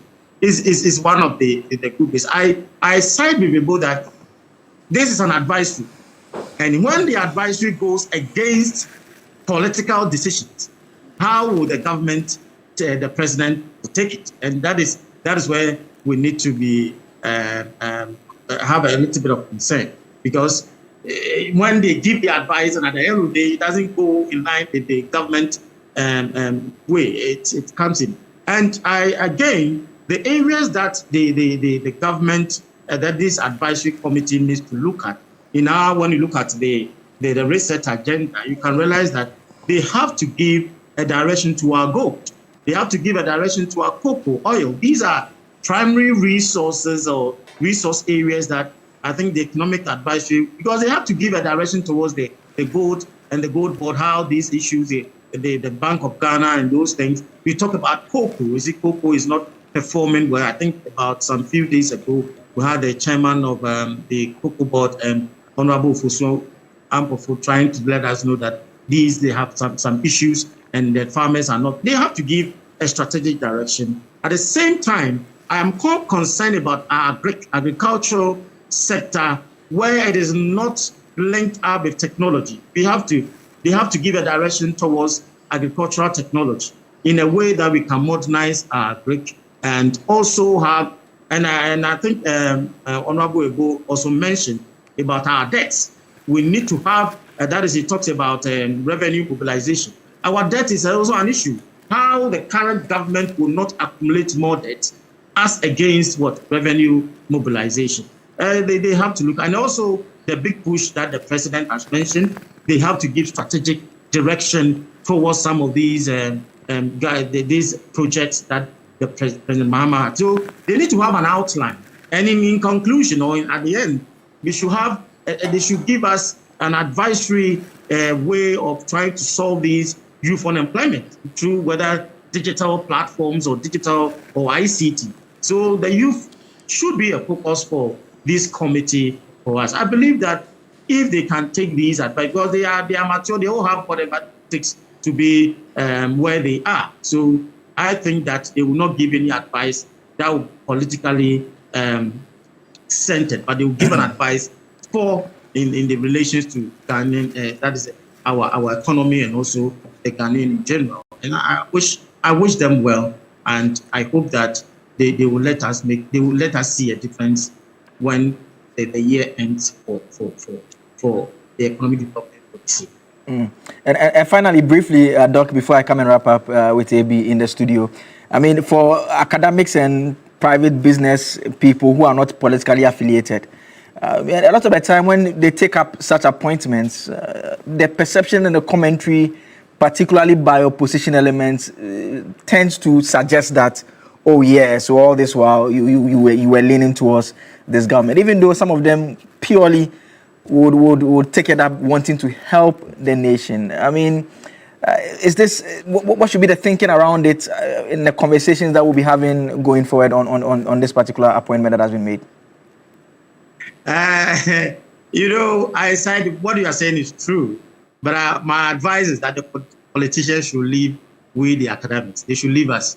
You see, sometimes some of these comments made us not to involve ourselves in some of these government activities, because you might be branded as a political activist or maybe a member of the party, but there's nothing wrong. But in that case, because some of these things affect our activities on campuses, our various campuses, where you might be branded as this party member or whatever, but we are all Ghanaians at the end of the day. But I think that the political activist or maybe the partisan politicians should allow us to also contribute in our little way, the quota, because I know one or two of them, they are very good researchers, and so they can provide data, they can provide what is needed for these businessmen, these governance on the advisory committee. So I believe that if they will also allow us, our job is research, our job is to have that information. So if they can give us that opportunity, I think it will help all of us, but not to brand us as politicians. All right. Dr. Samuel Ifrie, thank you so much for joining us as always. We'll leave it here with you for now. Thank you so much, and we look forward to engaging subsequently. Let me come. I mean, when Doc made reference to the pedigree of those on board and whether they can equally work together, I was just thinking of, for the football fans, the Galacticos of Real Madrid, and how the head coach was telling the players to do a guard of honor for the mighty Barcelona, and the players, one of the players was signaling that they should leave, and they all left. The coach has been sacked eventually. We saw what happened, played out there, but there's a powerful coach in charge. You agree, Amy? Yeah, you just want to tease Real Madrid people. There's a powerful coach in charge and a solid team. You agree? I think it's a master stroke from the president. Yeah. It's a master stroke. These are colossuses. That's a plural of colossus. So don't worry to say that I made wrong. These are colossuses. Now, the fact is this. These are people who can easily walk away if they think that the president is not heeding to their advice. In fact, these are people who will not take per diem. They have seen it all.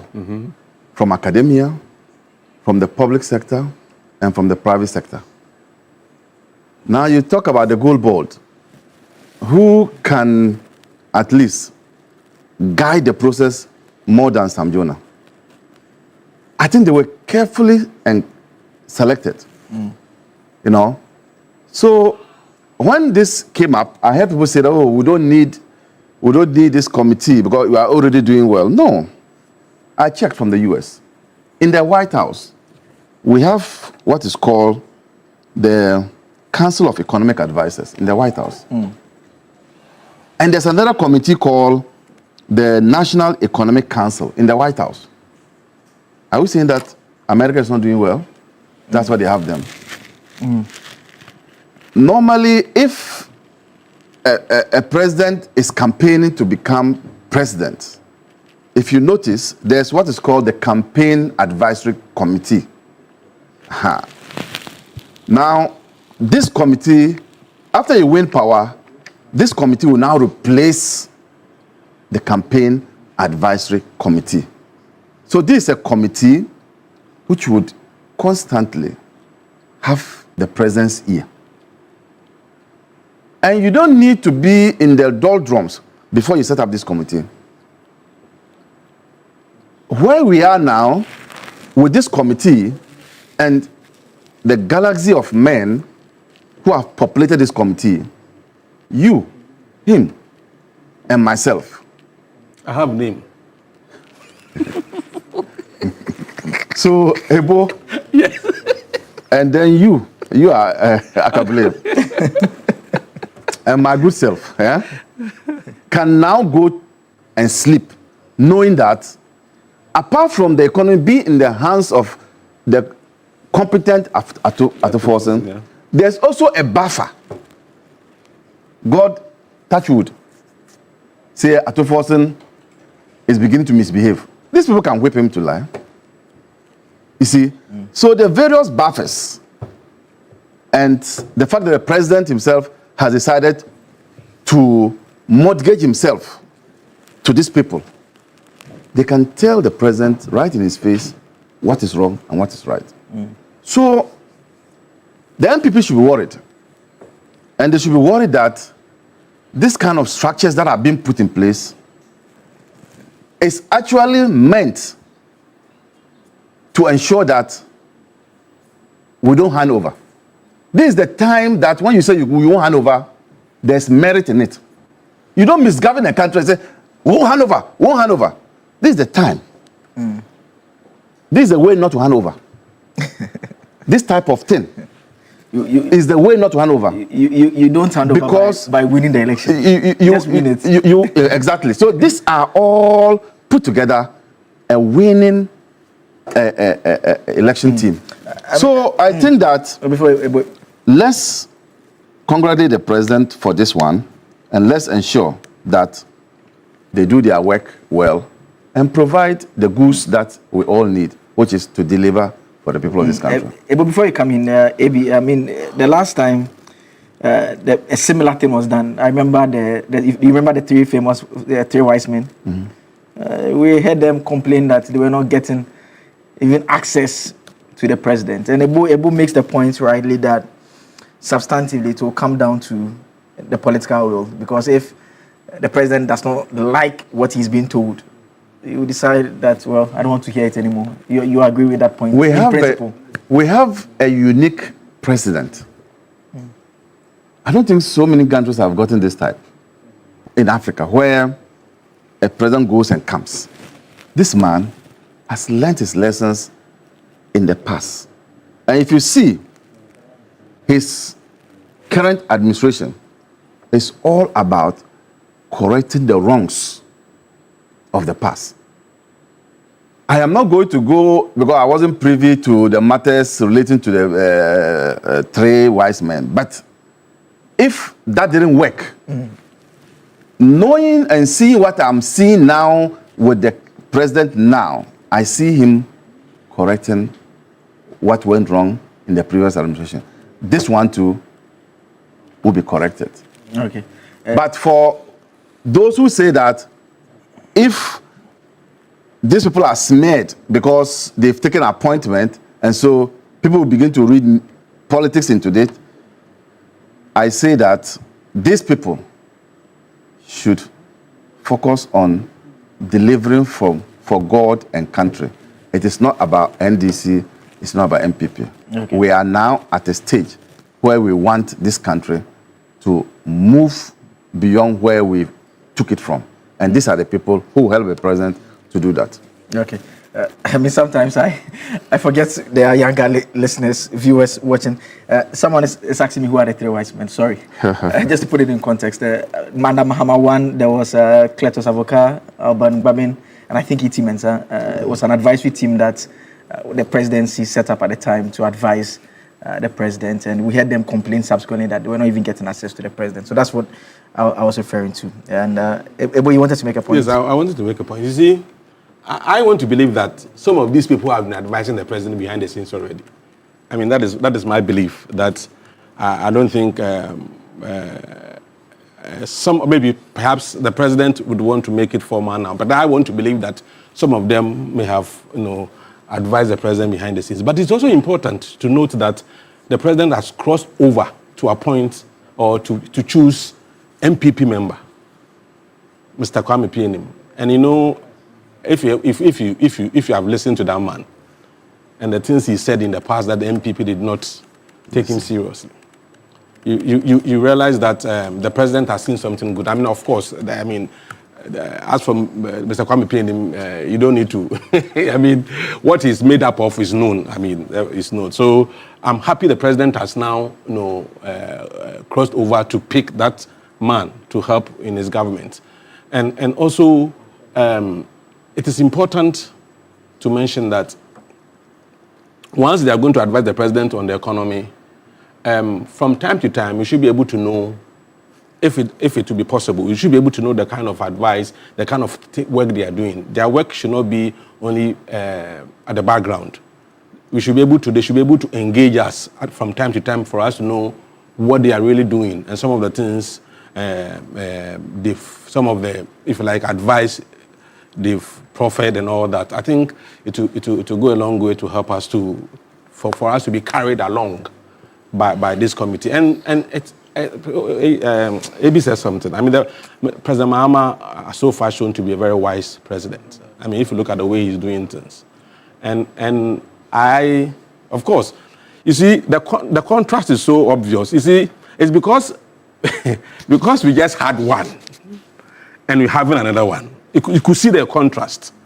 And and the way this one is approaching things, and if his body language, even he's even in public, I believe that he has endeared himself to the. I mean, there are those who say it's because of his experience. They make the point that, I mean, 8 years at the presidency, vice president, president, sits home for 8 years, and he comes back. I mean, they say that there's no one, we've not had a more qualified president by way of experience than him, and that is what they can only expect. And he's also a legacy president, you know.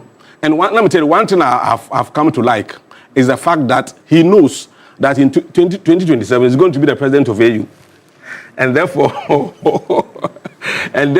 knowing that you have something big or something, if like something bigger ahead of you in terms of becoming the president of AU, would also guide him as to how to approach this, because I disagree with you because on which of the points? On the point that he's gotten this experience, and so that is how come his posture is like what Ebo is saying. Okay. Character is like pregnancy. No matter how you try to suppress it, it will show. You know, Akufo-Addo came and rebranded himself. He was for the man, for the people eating into, is it Dansoma with people? Taking and all that. But when the power came, we saw it. So the character, you must have the character not to be like that. Not to be like what? Like the Akufo-Addo. Before your experience can guide you. You can have all the experience in the world, but if your character is one that puts people away, it will show. So it's not about that. I just want to tell you. That's fine. That's fine. But are you closing? Yes, we are about closing. Okay, I want to say, I have a friend, you know. He's, you know, those days in the 70s and 80s, those who are old like me, those days of Mama Aqua, Adolf Amma playing for House of Folk, Adai Chenchenhine for Kotoko. He was also in Tamale, Northern region. Clifford Adai. He used to play with Mumuni Gamel, Mohamed Cho and co. He's my mentor.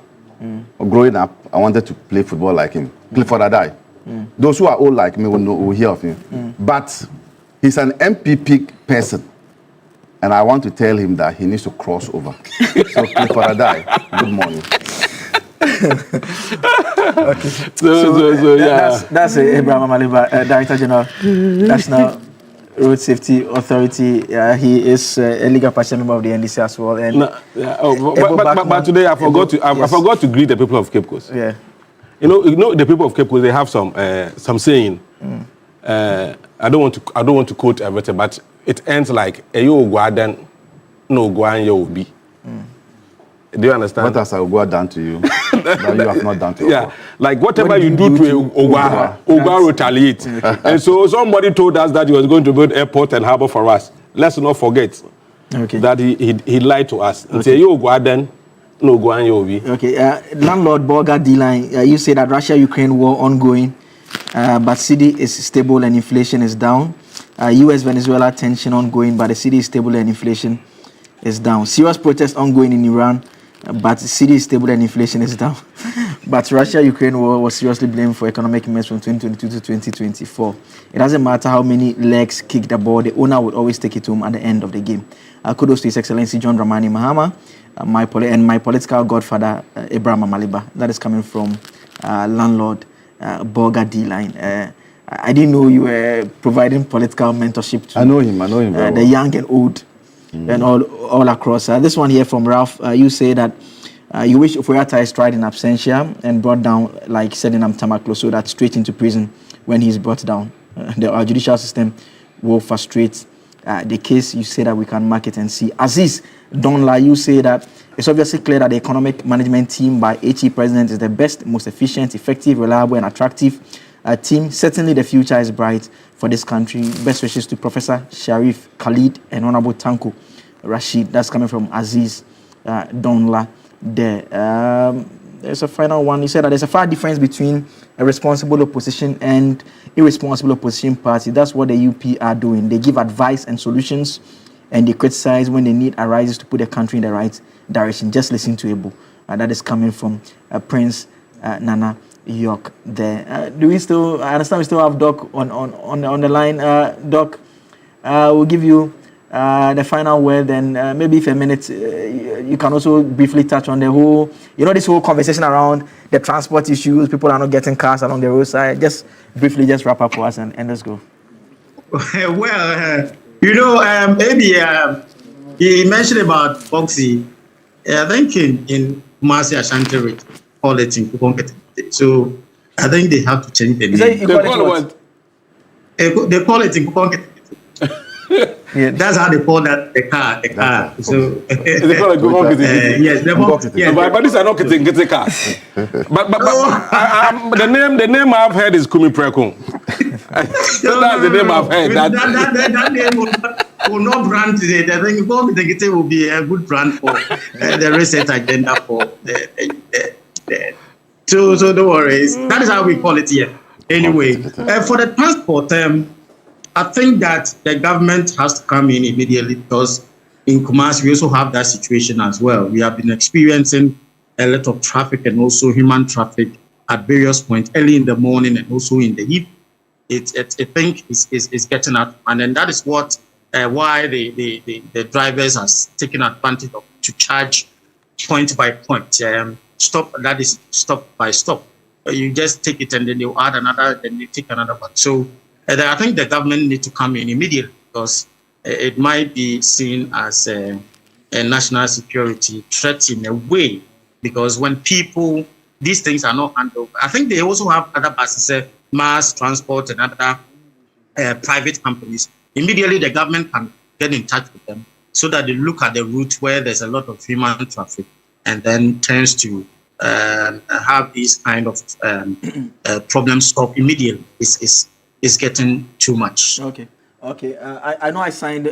Thank you very much, Doc, for joining us, Dr. Samuel Free. I know I signed out my guest in the studio, but let me just pick brief comments on the transport issue. Able first, then AB. Then yeah. Transport issue is very important. But before that, the President hand over GTP to this advisory group. Hand over the GTP we gave. The Great Transformation Plan. Yeah, the President should do that. It will help all of us. And you see.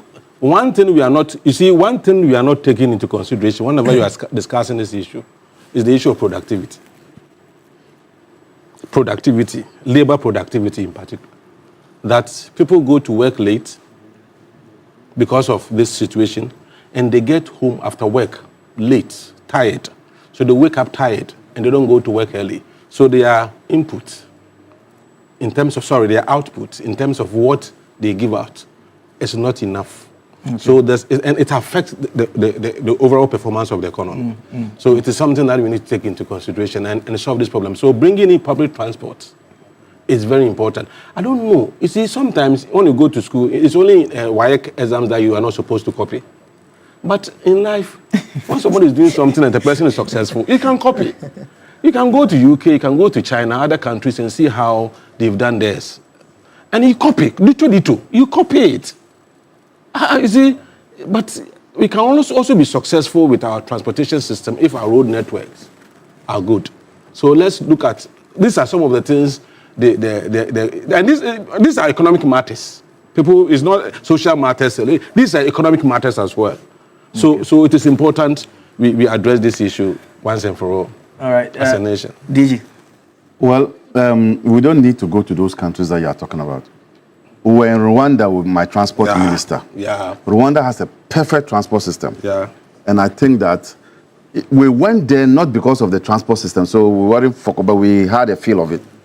I think that we need to go back to Rwanda and get their transport system. And even how they control the way the owners of vehicles put on charges. In Rwanda, there's a central committee that deals with the prices. You can't just get up and yes. So I think we should go back.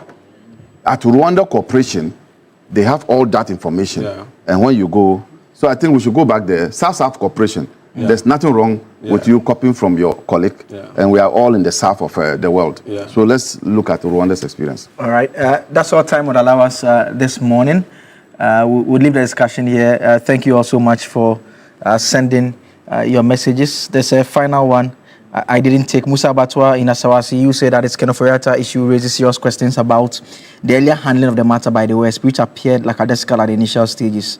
And so you make the point that the continuous silence of President Akufo-Addo and Dr. Mahmoud Bawumia is questionable and does not inspire public confidence. We are still doing the cash out. We are giving out 2,000 cedis to 5 individuals. So on a Friday, dial *439#, select option 8 and proceed. And we always say, the more you stake in terms of more tickets, you increase the likelihood of you winning. And I say always, it's simple mathematics and probability. So you stake more, we'll pick at random. Your number appears more, so you are likely to be selected as well. Are you looking for a university that will prepare your child for the future? Then Academic City University is the best choice for you. At Academic City, we do not just teach, we nurture creators, innovators, and leaders who shape tomorrow's world. We offer undergraduate programs in engineering, computational sciences, business and communication arts, and our BSc in artificial intelligence and robotics engineering are the first and only of its kind in sub-Saharan Africa.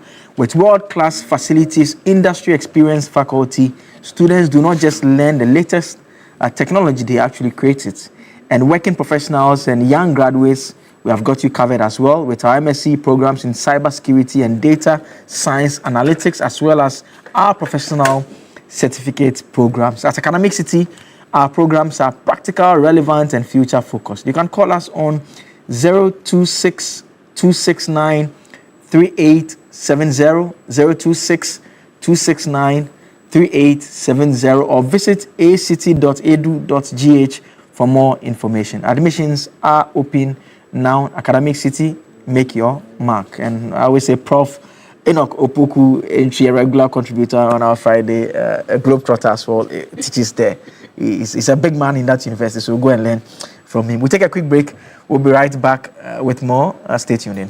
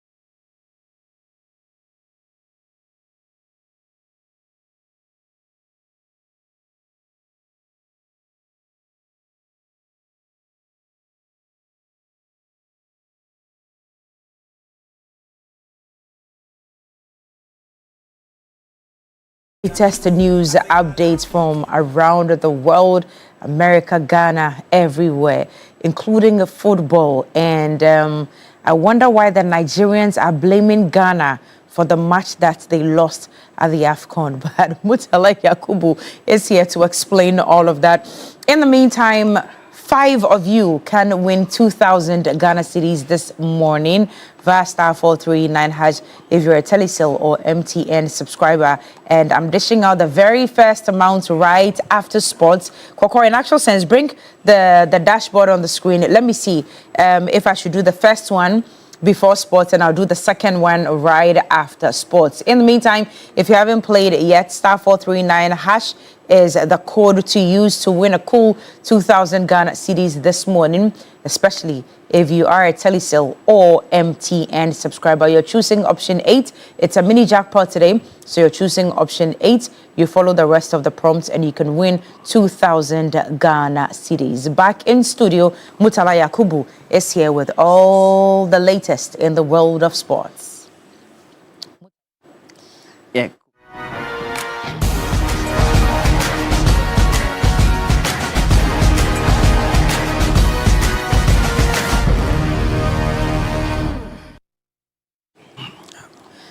Mutala, so you people didn't go to the AFCONs. Yeah. But some way, somehow, you have found your way in there to the point where you people were referees. Of course. Were you really the downfall of Nigeria?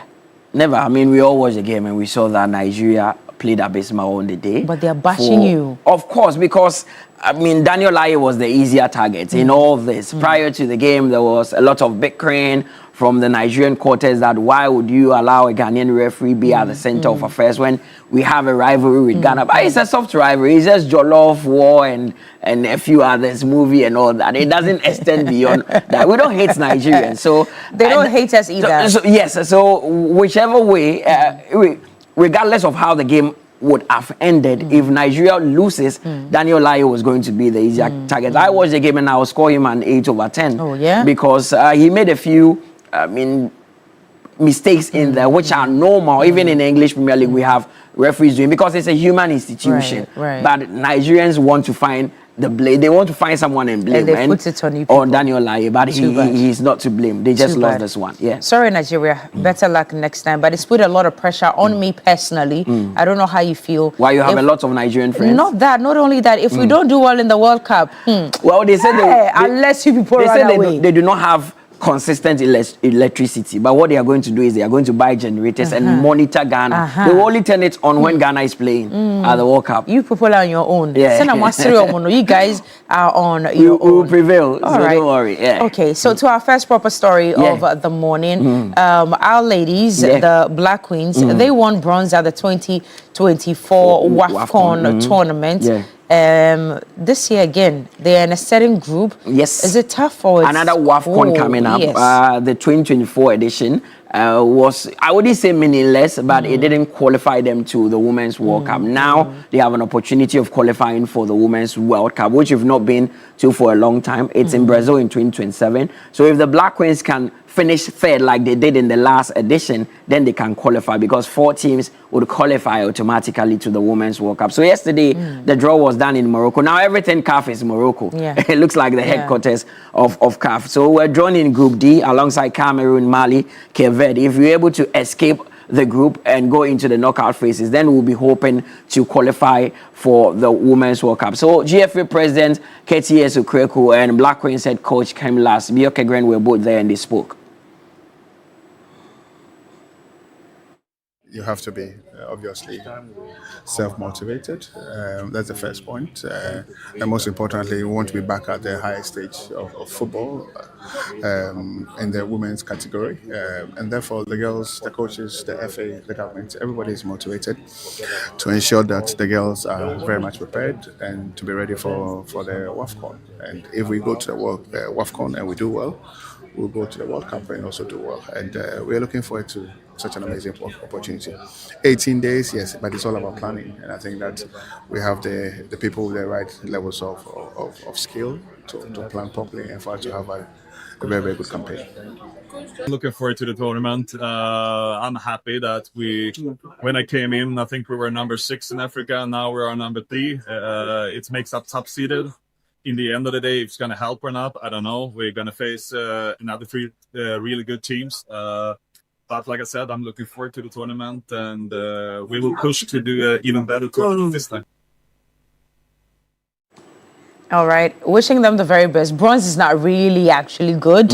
So hopefully at the 2026 WAFCON, they do better. Of course. If they can also finish 3rd like they did in the last series. No, they should improve, please. The goal is to qualify for the Women's World Cup. Okay. That is the ultimate goal. Okay. So if you're able to get there, fine. I mean, even if you do not win bronze and you win any other thing, you've qualified for the Women's World Cup. That is the ultimate goal. So let's see how it goes. We'll see how that goes. And still on the Ghanaian-Nigerian rivalry love you guys are just putting salt to injury for Nigerians. They've not gotten over this yet. Maybe after the tournament, that is where they will sit and reflect. But we had Asamoah speaking to former Manchester United defender Rio Ferdinand on his podcast, and Rio had to ask him. I mean, there are a lot of noise about Ghana, Nigeria, and Jan says that there's no love lost. We are friends, but we are rivals as well. Nigeria is a good rivalry. It's not like a hatred something. You know, we always want to challenge ourselves.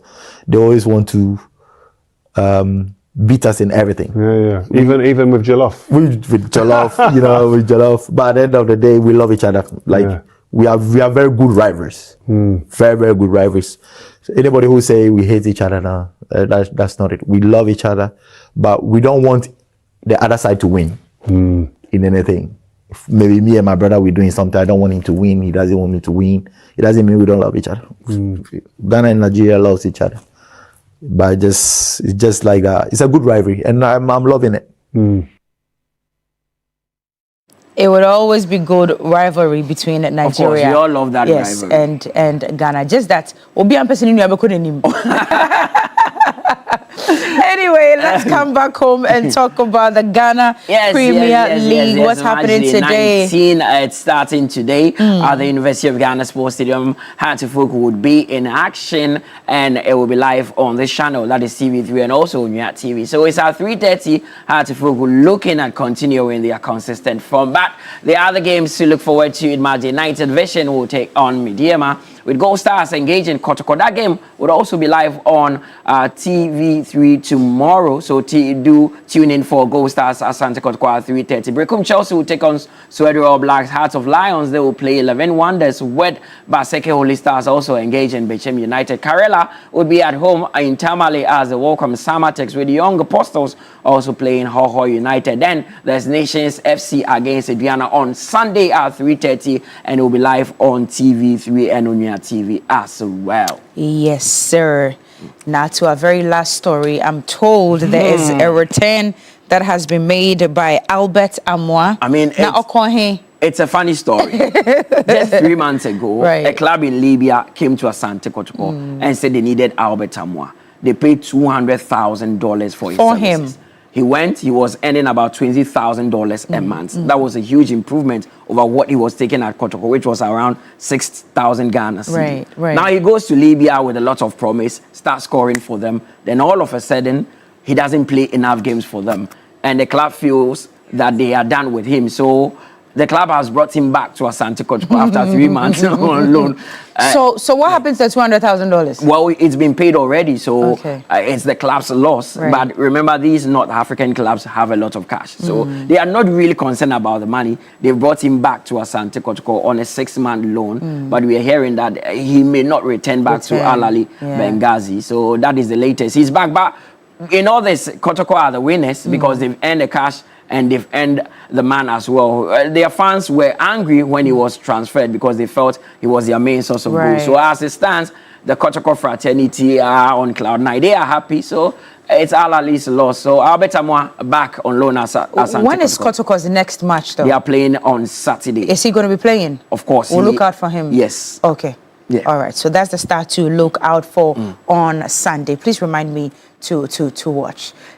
You can win 2,000. Mutala, thank you very much. Now, Anopedia, unyambo cash out. 2,000 Ghana cedis this morning. January, December salary. I know. So January, you need it. Cash out is you very need important. You need it. Koko, bring on the dashboard. Let's see what's going on. I need to start dishing out the money. I made a promise this morning, and I have to deliver to my viewers out there who have played multiple times.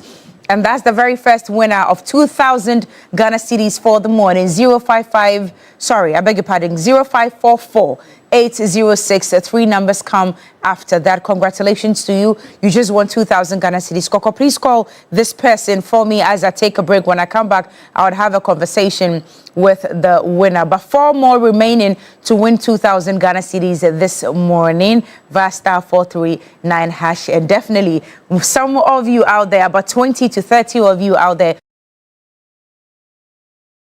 aka Nkuko in Kitty. So make sure that you're playing right now.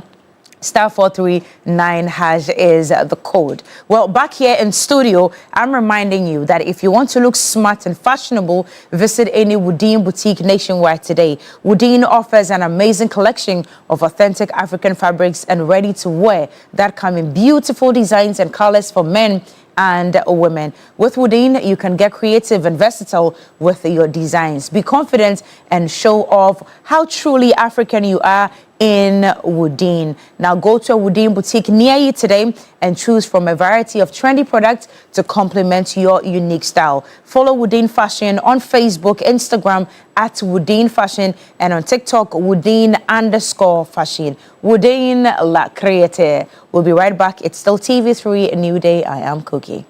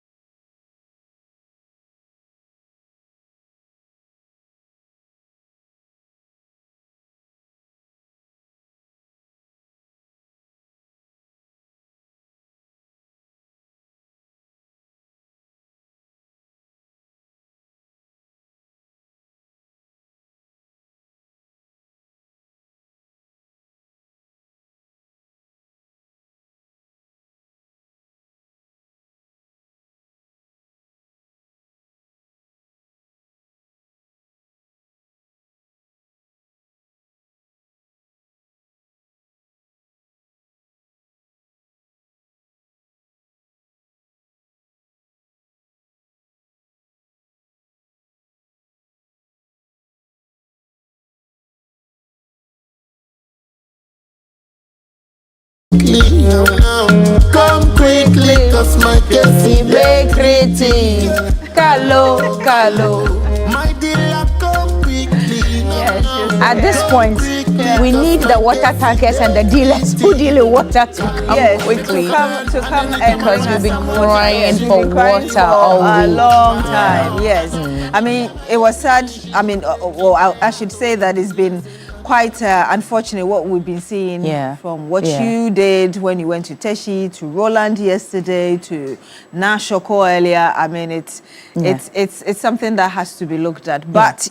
We still have an update for you because we are on this until we see the problem dealt with, or at least a pathway towards dealing with the problem. So last night, though, you know, we saw national security distributing water in water tankers. They actually started in the afternoon till about 3 a.m. 3 a.m. in the morning. And when Stanley Nimate, the PRO, of course, of Ghana Water, was speaking, he said that he wished that the problem could be solved now, but unfortunately, it cannot be solved, but it will be solved soon.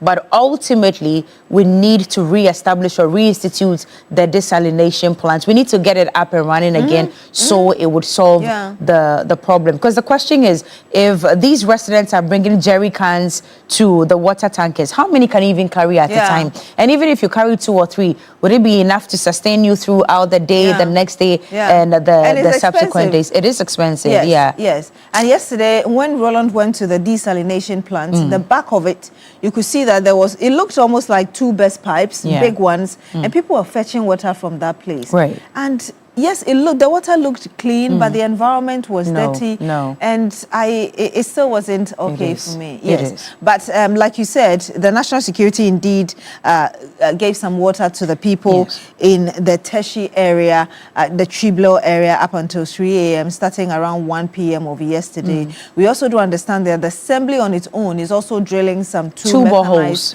Boreholes. So perhaps we can see a bit of what's going on, and then we can try and speak to the assemblyman for the Triblo area who is on standby to join us here. So that's what you're saying.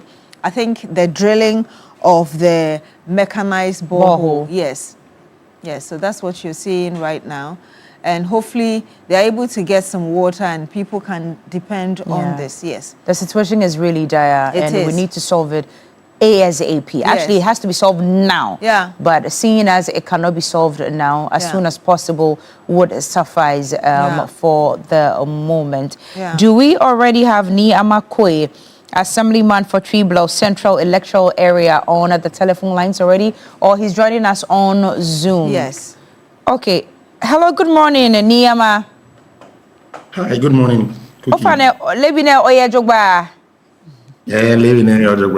That's where my guy ends for the morning. Welcome to TV3 New Day. I'm sure you've been keeping up with the latest, especially here on TV3. There's been outbursts all over Nungua, Keteshi, some parts of Spintex Road, Dade Kotopon, Ketema, Kenibi, Fair, Ofana Lebine. What's the latest update? How do you personally even feel about the situation at the moment?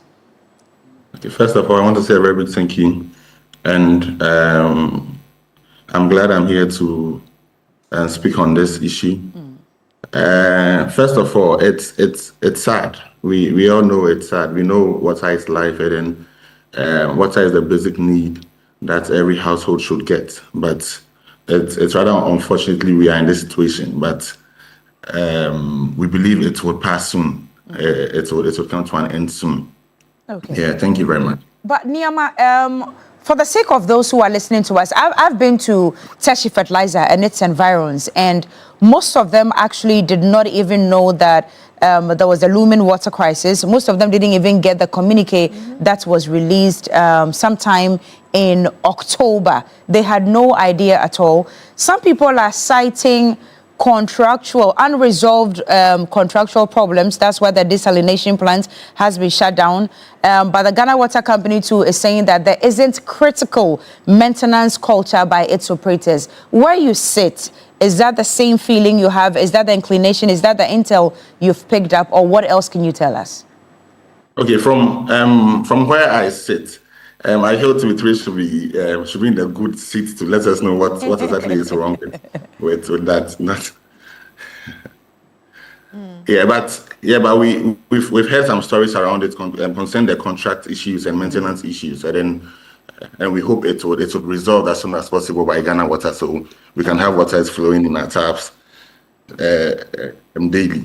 Okay. When we came around, most of your residents were asking you to do something immediately. I encountered school children who had not been to school for some days. They were just loitering about in the neighborhood because there wasn't any water at all. Yesterday, we saw tankers go around, distribute water. What's the update that you can give us? What are you doing in the interim to solve the problem of the residents as the assemblyman or member? Okay, so first of all, the current update we have now is the tankers are still going out to supply water to the community folks. Teshi is very big. We have over 150,000 population. So the tankers move from electoral area to electoral area, doing that under the supervision of the drip coordinator, and then our municipal chief executive, who in the person as Honorable Israelajeto Uchenma, has also taken a practical step to address the issue by drilling mechanized boreholes across the municipality. And currently, in total, what we have now, he'll be drilling 5 mechanized boreholes. Okay. Yes, which will be drilled at Kamtu School, Lekma Hospital, Teshi Gono School, Teshi Palladium House, around the Palladium House, and then Teshi Aboma. This is what the MC is doing at the moment. And then our MP has already done some drilling of boreholes, which I know they'll be finishing next week, so that water can start coming. He has drilled 3 so far at the moment. So that is what is happening now. They are working on it so we can have water at least to hold the situation a bit, because the issue is very serious over here.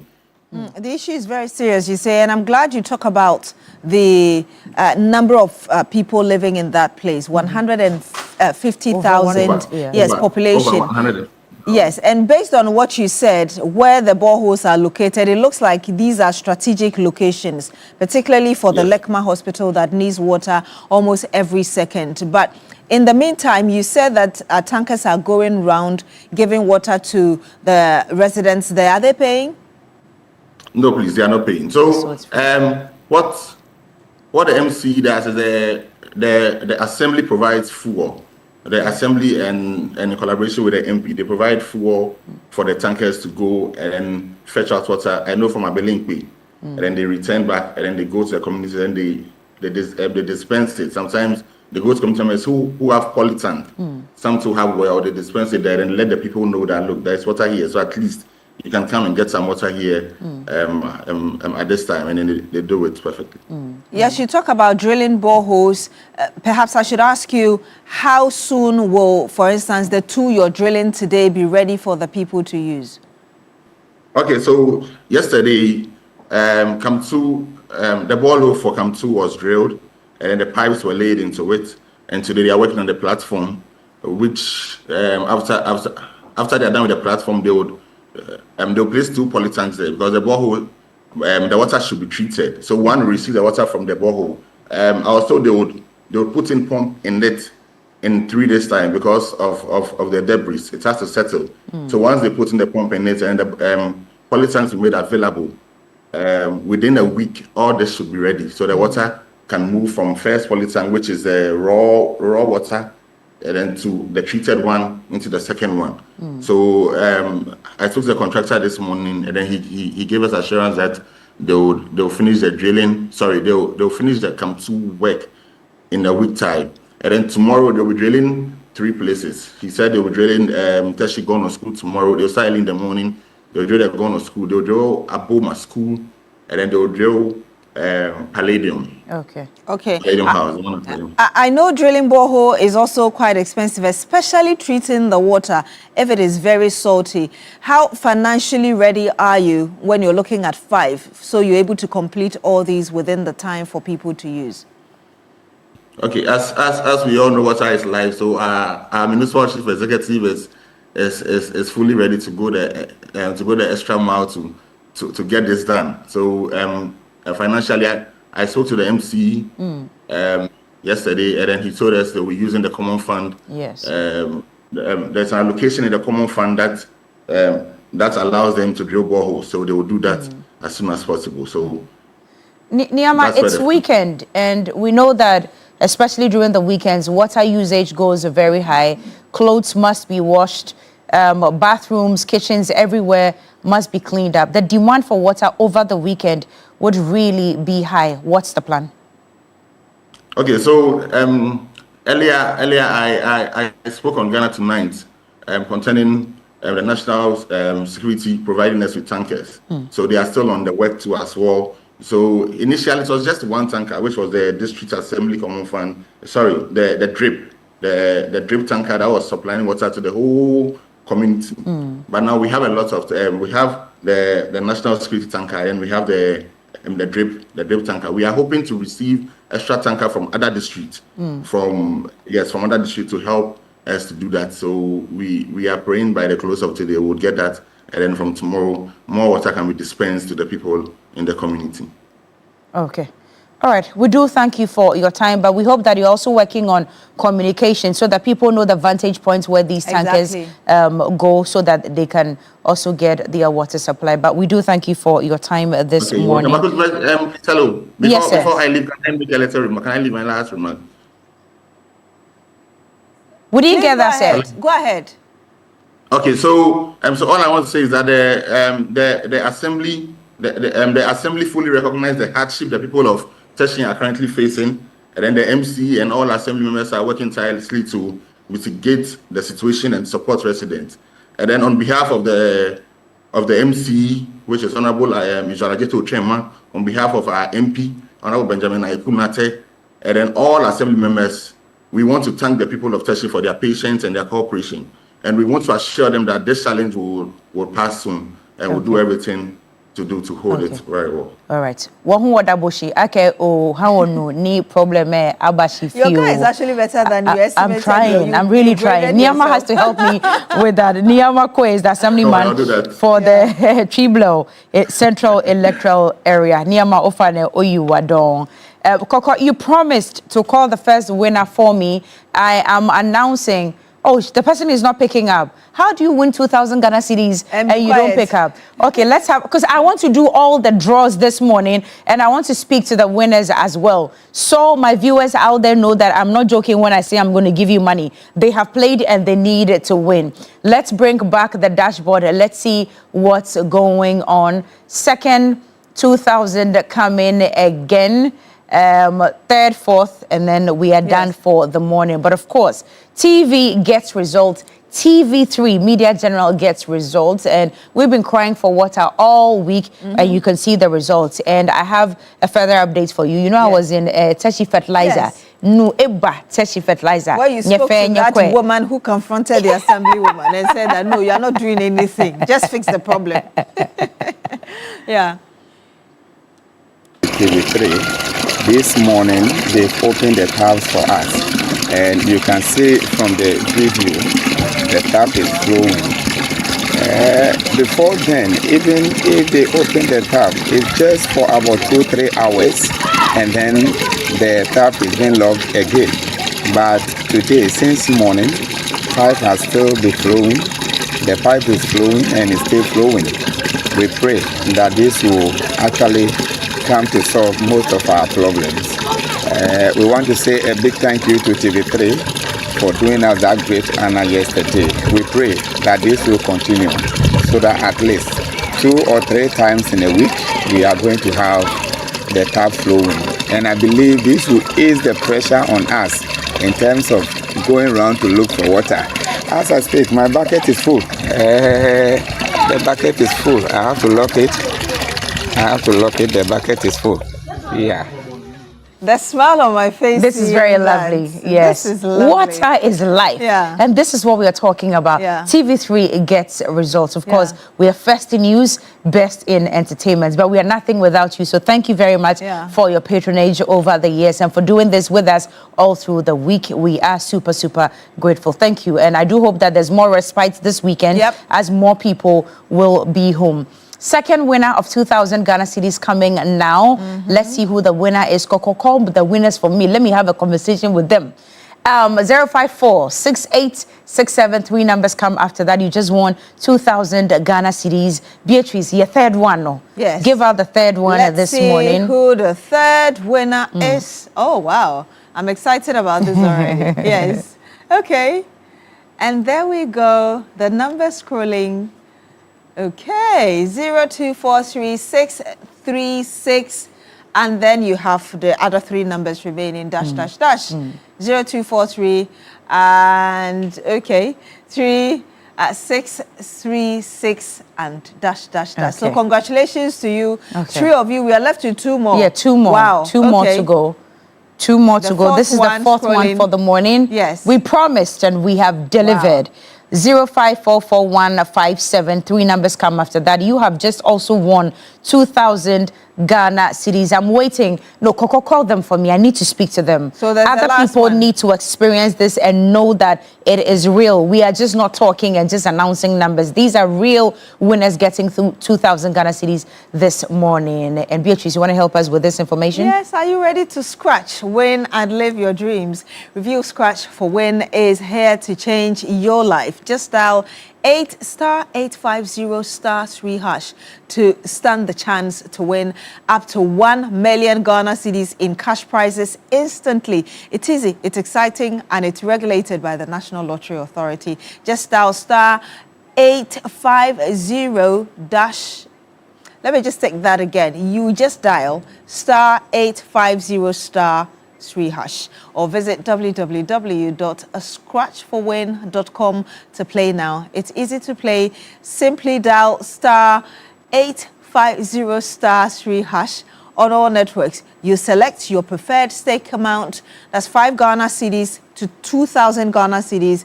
Choose your lucky card out of 5 exciting options. Option 4, you confirm your selection and enter your Momo PIN 5.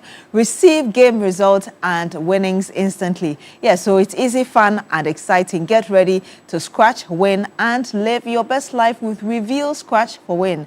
Up to 1 million Ghana cedis up for grabs today. Just dial once again *850*3#. Is the short code to play on all networks, or visit www.scratchforwin.com to play now. Review Scratch for Win, Scratch Keke, Nedisika, Seibem. Review is strictly for persons 18 years and over. Review Scratch for Win is powered by Super Cash Games. Fantastic. So keep playing. So I'm told one of the winners is on the telephone lines. Hello, good morning. Hello. Yes, hello, good morning. Good morning, madam. Congratulations to you. Oh, wow. Me pacho unsaka sikana no pay. Da bi saka ya. Afuna so check it. But when your message, you know. Da bi afuna me ho. Any message number because you're from we dear. I was I will check your phone this is here now na because I could have never called you without the money in your Momo wallet. You know, say your memo be swat check here ma fa phone mo bi na omo hwe ma o se sika na ba na but me sure say where we need 2,000 Ghana cedis and not pay. Wow. Congratulations to you. Thank you. You're welcome. You're welcome. You're welcome. Oh, this man is so excited. He's very excited. I'm sure he didn't expect it. He was just playing, but he didn't expect it. Congratulations to you. Wow. Call somebody else for me who's won. But this is the last one for the morning. 10,000 to 5 people. Yes. Last one. Okay, Whose number? Okay. Wow. Okay. 0242 742. 3 numbers come after that. Congratulations to you. You are our last winner for the morning. You also just won 2,000 Ghana cedis. Congratulations to all of you. You know, we'll be inching closer to end of month next week. So the big one is coming. Yes, next week we'll do a heavy one next week. So please be on the lookout for that one. But the journey ends this Sunday, 25th of January 2026, as Mentor crowns its next star. 6 finalists, 1 winner, 1 historic night. Would it be Tiki, Andy Qualms, Achadie, Kwekushai, Ivy Hollies, and DNA? Well, go head to head. They are going head to head in a battle of vocal dexterity, electrifying performances, and dazzling dance steps in the mentor finale. Who walks away with the ultimate prize? Find out live at the National Theatre Sunday, the 25th of January 2026, 8 p.m. sharp. Tickets are going out for just 50 Ghana cedis. The stage is set. The votes and performances decided all. To push your favorite contestant to the grander prize, dial *713 *13 or download the MG Reality app. Vote now and keep their dream alive. Be there live at the National Theatre and cheer your contestants to victory. It will be an exciting experience, so see you there. Yeah. All right, getting into birthdays now. Happy birthday. If it's your birthday, you are blessed and highly favored. Michael Collins, prosperity to you, from infinite prosperity, actually, from your entire family. Celebrating Nana Dr. Okra Beidu III. Kwewu Boja Sihene, may you experience many more beautiful years. Gerald of Winterfell School, happy birthday. Miss Bonivia sent in that one. Collins in New York, happy birthdays from your children and your wife. Let's move on to celebrate Dionetta Esinam Agbozo. Daryl's sister. Daryl, how you doing, by the way? Yeah. All right. Moving on to also celebrate the very cute Kayla and Munyam Zotovie. Happy birthday to you, cute one. It's from the entire family. Agble Sairam Christabel of Naspa is from the Agble family in Ho Epaye and Naulo Christabel. Eric Bismarck, hey, your fashion is not easy. Wow, I know, right? Wishing you all the best. Mohammed Iliasu Jr., wishing you the very, very best. Gloria, picture happy birthday to you. Celebrating Faustina Quino, Mama. Happy birthdays from Richard. Auntie Maggie of Tema, happy birthday to you from the entire family. Elvis Nanabing Fokwo, happy birthdays from Newday. Mr. Joseph Bini, happy birthdays from Araba. Mrs. Sandra Nakia Benson, Calvary YAF member, happy birthday. Claudia, happy birthday to you as well. Benis Okain, happy birthdays from your parents. Nashida Nobio, I think I got that correct. It's from Uncle Koi and wife. Happy birthday, cute one. Alfred Elaye, Ghana Armed Forces Defense Civilian Staff. Happy birthday to you, honey. Okay. Togbi Aga Samaglo, the first. May God bless your new age, give you a longer life. Togbi FAA now, lo FAA now. Abigail Kuleke Yavu Awoha FAA now is from Nana. Nora Ashon Katai, have an amazing year. God bless you so much. Hussam Haida, Managing Director of Trade Mart Ghana. It's from the Trade Mart team. Hussam, happy birthday to you. Enjoy, live long and prosper. Thank you, all of you for sticking and staying. But there's a last information. If you've got a gifted child at home, this is your moment. Talented Kids Season 17 auditions are officially open. Kumasi, we are coming to the Micklin Hotel on 18th of January, 8 a.m. sharp in the morning. You got to be there. And for families in Accra, you can bring your kids to the TV3 premises on 20th of January, also at 8 a.m. Talented Kids Season 17, where talent finds a stage. It's been a very eventful week. Tomorrow is going to be power packed on the key points. Yep. Make sure that you do not miss it. If you missed everything that's happened during the week, of course, Alfred Okanse has got you the on. Stories that are going to be Alfred Okanse has got you on the key points, and he gets the men. Last week, the Deputy Attorney General was here. Many people were on the panel, and Professor Zato, my goodness, so spirited, I know. So be on the lookout for that one again tomorrow. But in the meantime, enjoy the rest of our programming. I am Cookie. This morning, we did this with Akable, who had to run along, but of course. Beatrice, and your dress is from Bellberry. Hey, Bellberry. Yes, it just sent to the Shadow Golf Station. Bellberry, thank you for making Our Lady look beautiful. Lauren Hoods Couture for mine as well. Thank you very much. We'll see you on Monday. Come quickly, no